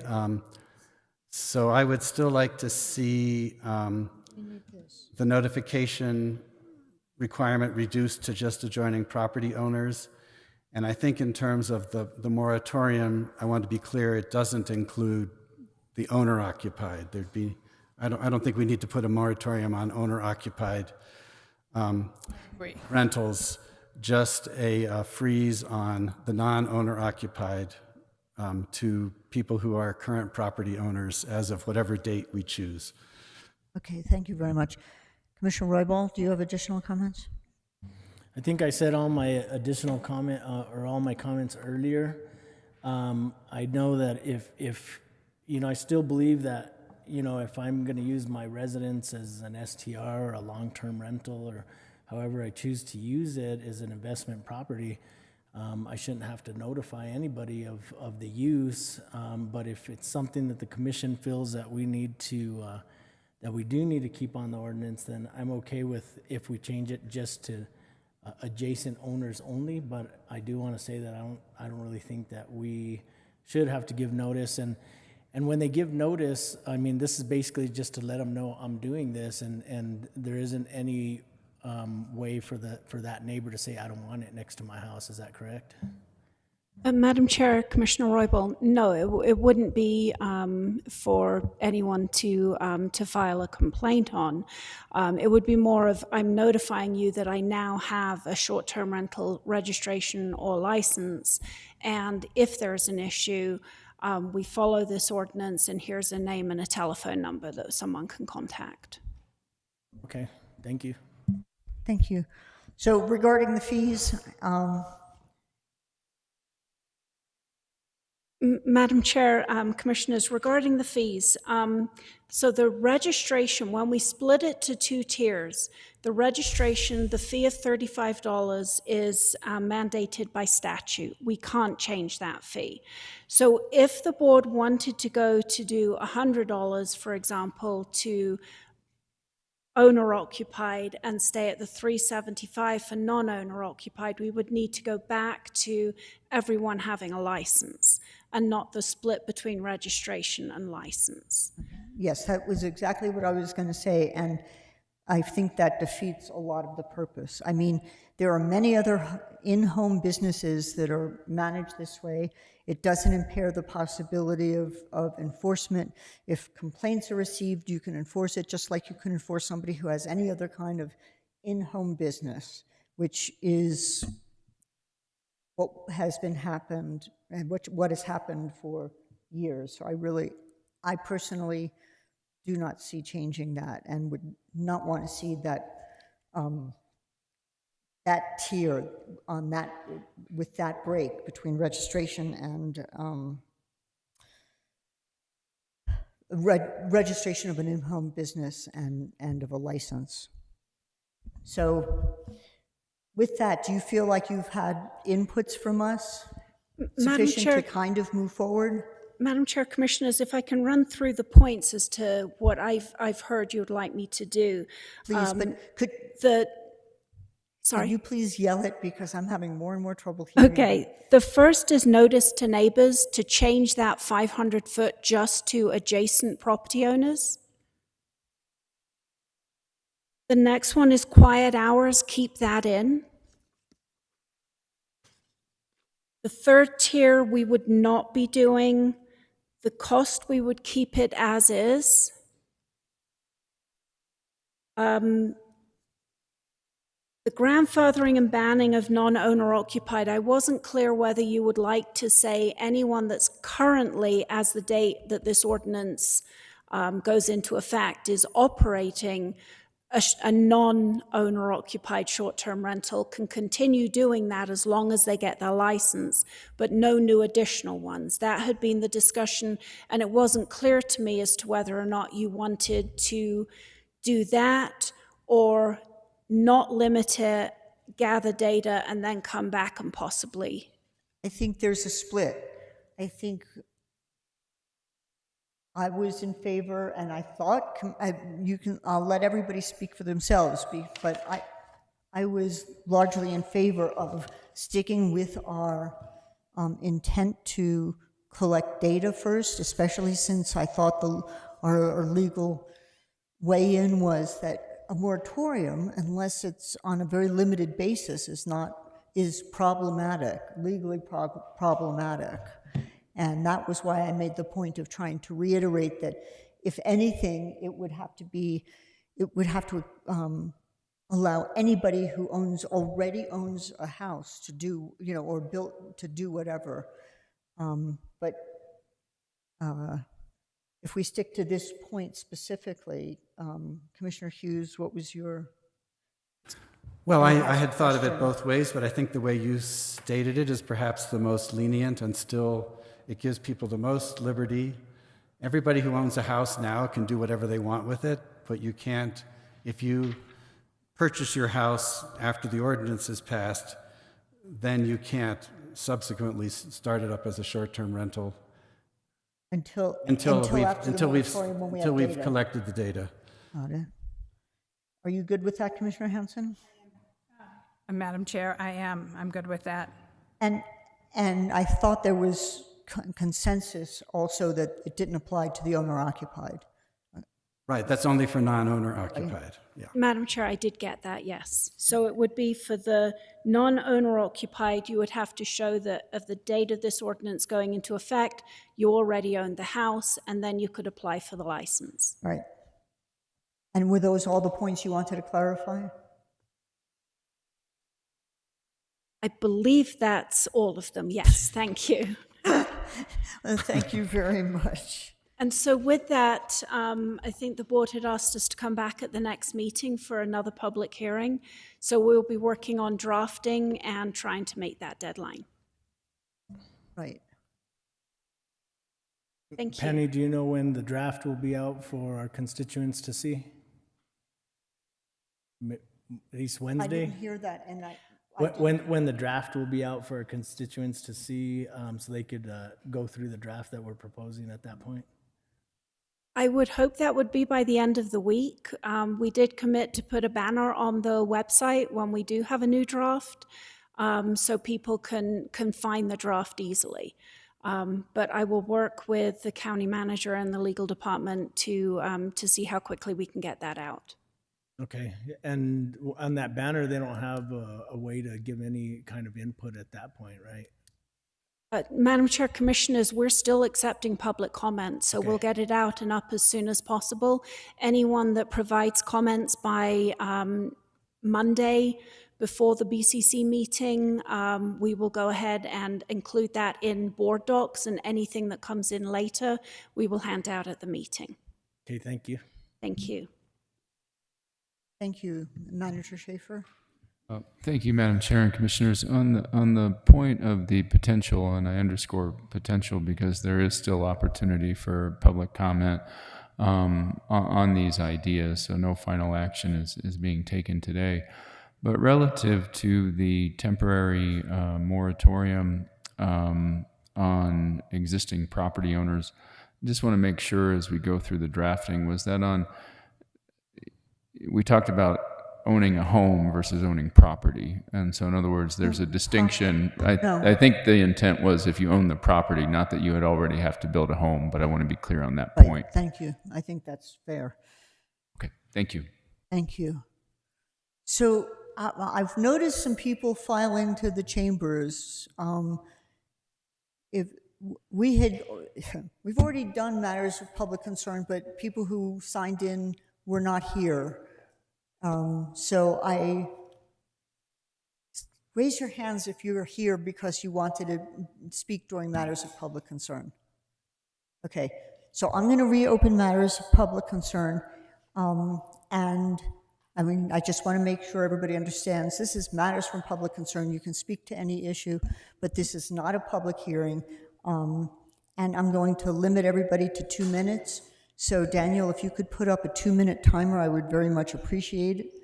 And if you don't mind self-organizing, the first person can please come up to the microphone and give your name and tell us your concern. Somebody.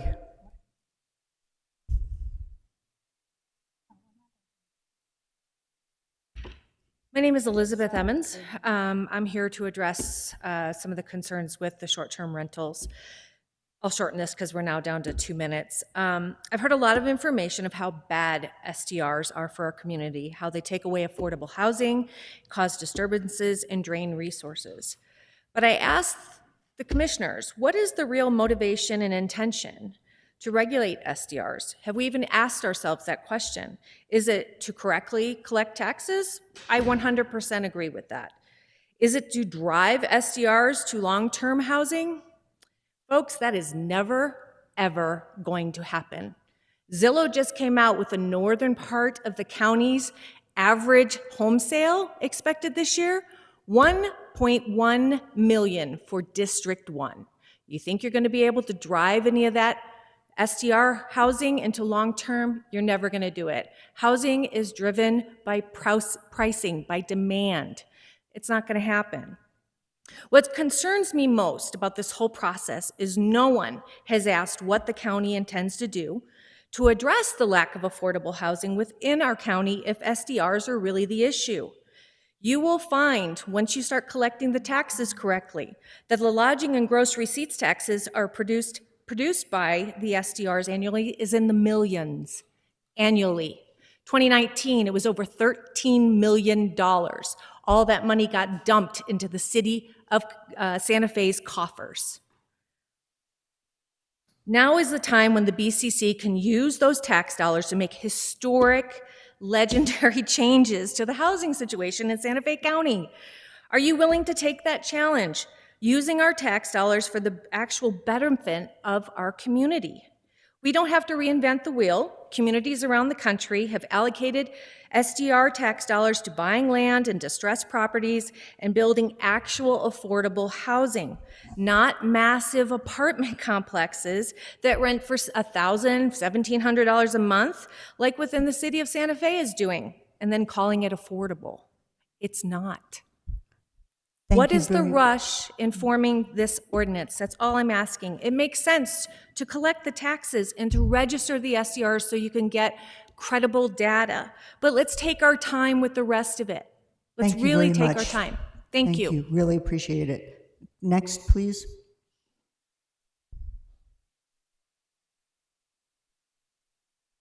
Greetings once again, Madam Chair, Commissioners. My name is Chris Leslie Curtis, and I live at 142 Vaquero Road.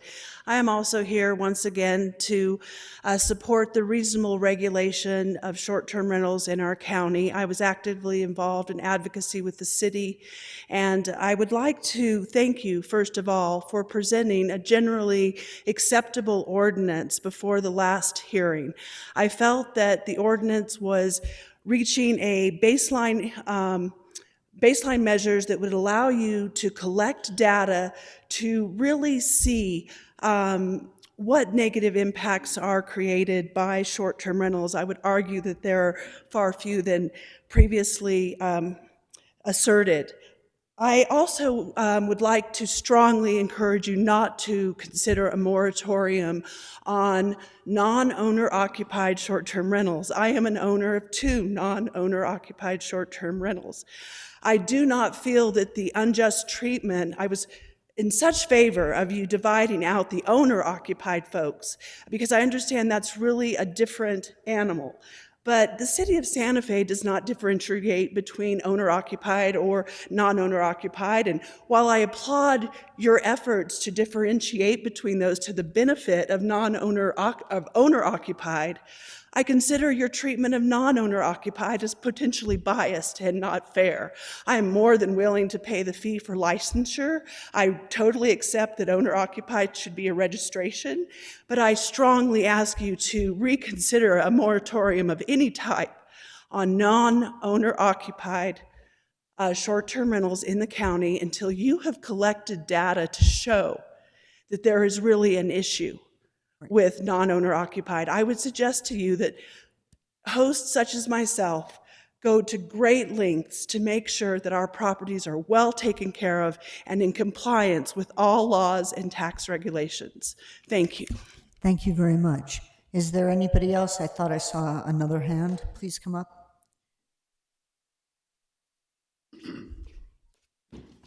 Hi, my name is Jeff Gruger, and I live at 7 Paseo del Oso, which is located in District 2 of Santa Fe. And according to the current proposed ordinance, my wife and I are non-owner occupied STR owners. If the residency requirement were reduced to 100 days, we would have an owner-occupied STR. We bought our home in our neighborhood 2 years ago because the property's covenants allow STRs. We spend most of the year out of state where our relatives need our support, and we help cover property costs using STRs when we are not in Santa Fe. We use a management company, Vacasa, and they market on multiple platforms. The ordinance increases our workload significantly and poses a risk that a future incident or mistake would allow county staff to revoke our STR license. There are several examples of flaws in this ordinance as it's written now that increases that workload. They amount, in my view, to targeted harassment of property owners that operate short-term rentals. Just one example, the providing notice to neighbors. Now, I have no problem with the county publishing a list of addresses licensed as STRs. However, forcing self-managed STR property owners, which I'm not, to communicate personal contact information is potentially dangerous. It creates a risk of harassment by hostile neighbors. Contrary to the county staff's statement, private information is not available on the primary platforms where STR properties are advertised. If an issue with the property requires immediate attention, the police can be called as with any other complaint against properties with long-term rental residents or owner residents. Let the police keep the peace and communicate a complaint to the property manager disclosed via confidential STR information. Another quick example, quiet hours. The hours are the same as existing laws, but this ordinance imposes a highly subjective standard of quiet, noise of any such character, intensity, or duration as be detrimental to the repose, life, or health of others. My current full-time owner neighbors, who I'm friendly with, have disturbed my repose a few times. Why the double standard? Okay. Use the existing law. Thank you very, very much. Is there anybody else who wishes to speak at this time? Okay, I appreciate everybody being here. I'm going to go ahead and close matters of public concern. Thank you all for your comments. That takes us to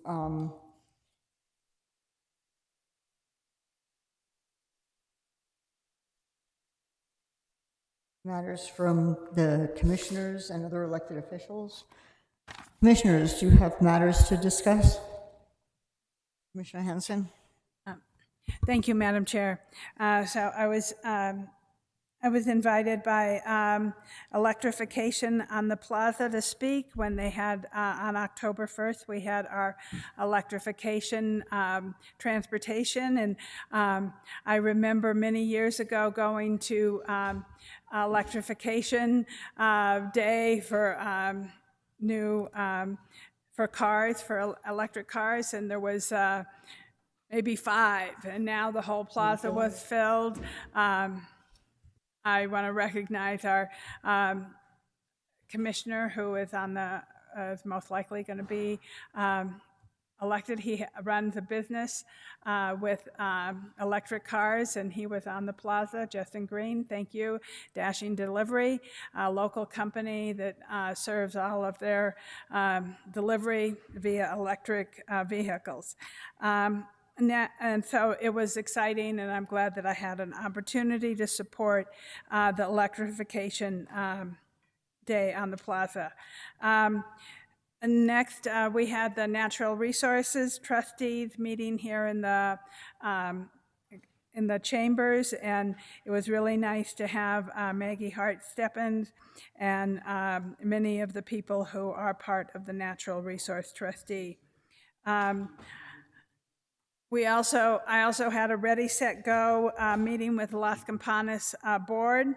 And then big notice is that there is a stakeholder notification, WIP, community forum and open house on October 24th, 2022 at 5:30 p.m. It is will be hosted by Carlsbad Field Office and the Nuclear Waste Partnership. It will be at Buffalo Thunder Resort and Hotel, and there is a link for in-person registration, and we will send this out on my information via WebEx so people can attend, and I will share that, make sure it's shared with all the commissioners so they could notify their constituents also. And the unfortunate thing that I need to share is that the coffee and tea this Saturday was canceled due to weather, which is such an odd event here in Santa Fe County. But I was not going to make people go out in the rain and hike in the mud and to sit under the trees, even though we could have sat under the patio structure. It was still quite cold, and I hope that we will reschedule some kind of listening session for the Forest Service. And that is, I believe, all that I have, Madam Chair. Thank you. Excellent, thanks. And sorry about the weather. Commissioner Hughes. Thank you, Madam Chair. Just a couple of items. I'm having a town hall tomorrow evening at 5:30. It'll be on WebEx, and we're going to talk about open space, and Robert Griego and Adeline Murthy will be joining me, as well as a number of people of my constituents who are very interested in our open space programs, transferable development rights, and that sort of thing. So it promises to be a lively discussion. And the nice thing about WebEx is that it can rain or shine or whatever, and we're still there. And I certainly envisioned that by this time I'd be doing in-person meetings, but because my district is split in two, and it's an hour between each side, it really works better to just invite everybody on WebEx. The other thing I just wanted to mention for the other commissioners and anybody else is that the Coalition of Sustainable Communities is looking into starting a green bank, which would be a financing mechanism for renewable energy and other weatherization, I assume, projects for low-income people around the state.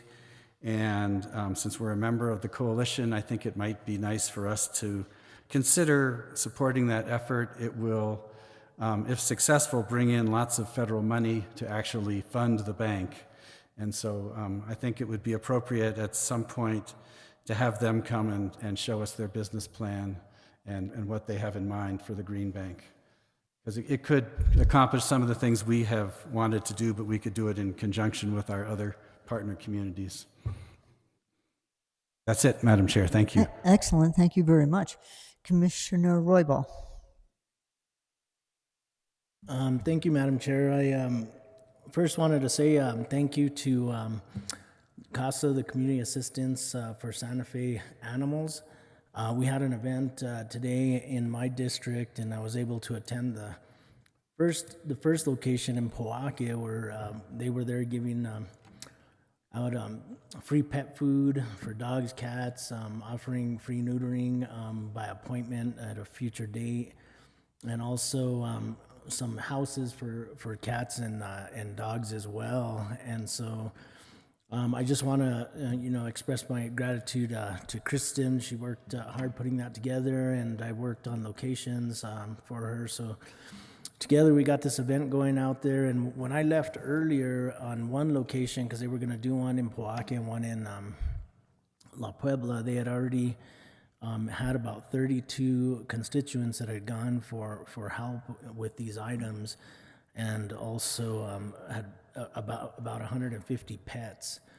So it was a great turnout. I think there were still people coming. They were going to La Puebla. So I'll get more of an update on that for our next meeting. Also, I wanted to touch on an event that happened a few days ago. I think we had possibly an active shooter in the area where we shut down the county facilities and some of the schools. I wanted to ask Manager Schaefer if I think that I had heard that our new facility is on a timer and they couldn't lock the door to keep our, and there was a concern because, they couldn't lock the door manually, I think, and because it's on a timer. Is that correct? Because I was wondering if, Mr. Giron, is there something we're going to do to mitigate that, or is that true, or is that incorrect? Madam Chair, Commissioner, County Manager, yes, we're convening a work group to come up with standard operating procedure. We're going to rectify those issues on access control. That's a high priority for us, as well as to make sure that any of the holidays that we close on Mondays or other days of the week, that the buildings automatically shut down. So apologize for that having happened, but it has raised the issue, and we're starting a work group. Actually started having that discussion today. Okay, thank you, Director Giron. And I mean, it's one of those things where, thank God we were able to look at the issue and address it early. I want to make sure that we protect our employees. I also wanted to, I know that staff has been working hard with the Bishop's Lodge waste water treatment plant, the LIDA project application. And I don't think it was quite ready at this point to bring to the commission as we asked for last time, or last meeting we asked for it to come forward. So I understand that, staff's working with that project, and so I appreciate that. I did want to ask if anybody could answer this. Can we get an update of the status, or where we're at with the review, or what items that we still need to be finalized? Do we have any information on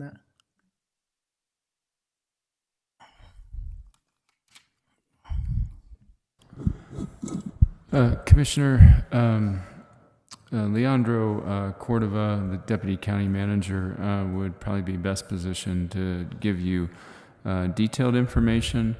I do know that we are meeting with the applicant on a regular basis, and met with them on Friday, and I believe have another meeting scheduled for tomorrow, if I'm not mistaken, to continue to go over deal points. So I don't want to overstate my knowledge as to the issues that are being worked through, but I would assure the board that county staff is making themselves readily available to come up with or work through the issues as they present themselves with the applicant. Okay, thank you, Manager Schaefer. I'd like to see it in the October 25th agenda, which would be in a couple of weeks. I think that it's if we put it out for the board to look at and consider, and also have if approved by the board, have it where we could publish title and general summary of the ordinance. I think that's all I have, Madam Chair.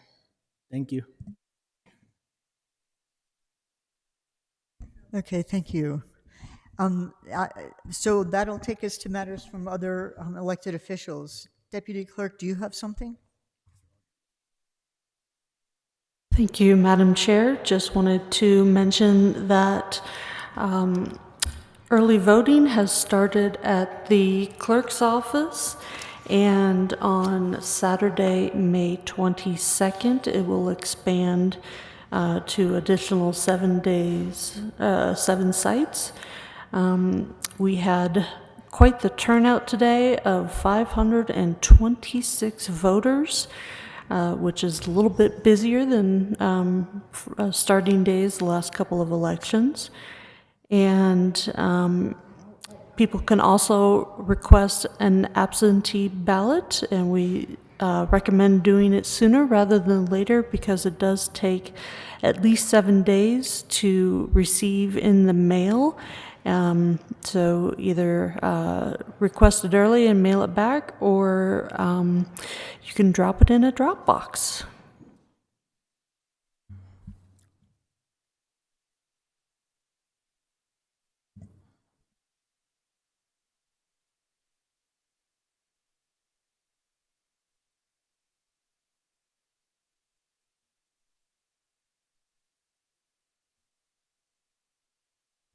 And with just a little delay, thank you very much, Madam Clerk. Are there any other elected officials on WebEx who would like to speak during matters from elected officials? Just go ahead and unmute yourselves if you're there.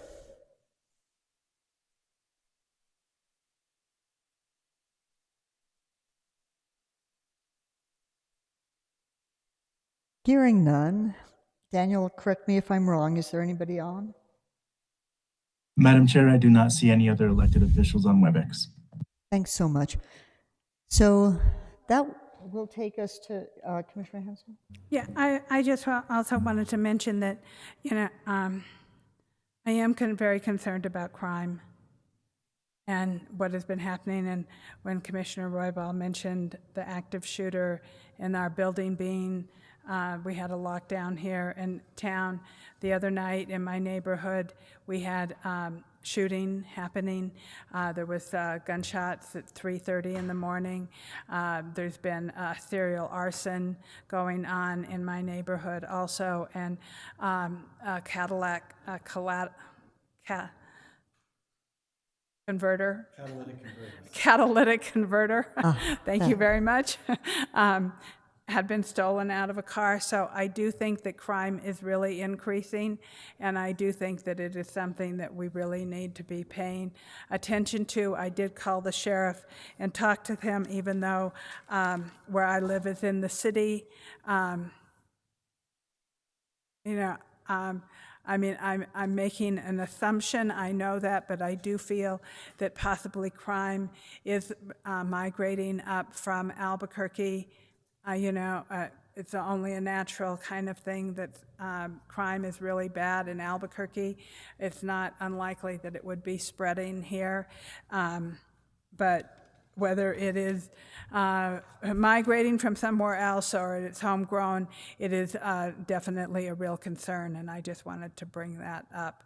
And I thank you, Commissioner Roybal, for bringing that up earlier. Great, thanks very much. So that does it for matters from elected officials. Takes us to matters from the county attorney. Ms. Jung, do you want to read us into our proposed session?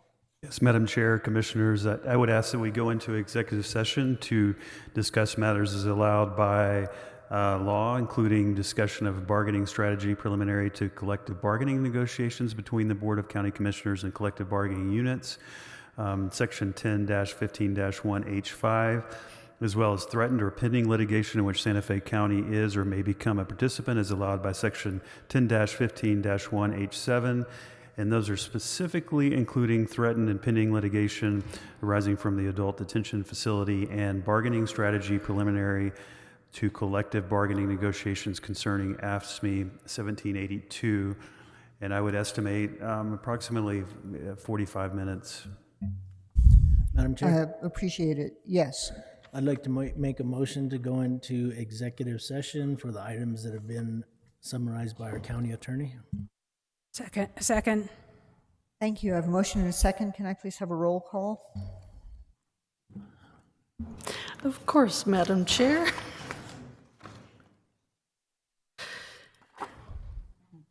Commissioner Henry Roybal? Yes. Commissioner Hank Hughes? Yes. Commissioner Anna Hansen? Yes. And should I mark Commissioner Garcia as excused? Yes, please. Okay. And Chair Anna Hamilton? Yes. Thank you. So we're now in executive session, and we are not adjourned. We will be coming back. Will we be coming back? Do we have matters to address afterwards? No. So we will not be returning, and appreciate everybody's contributions and participation.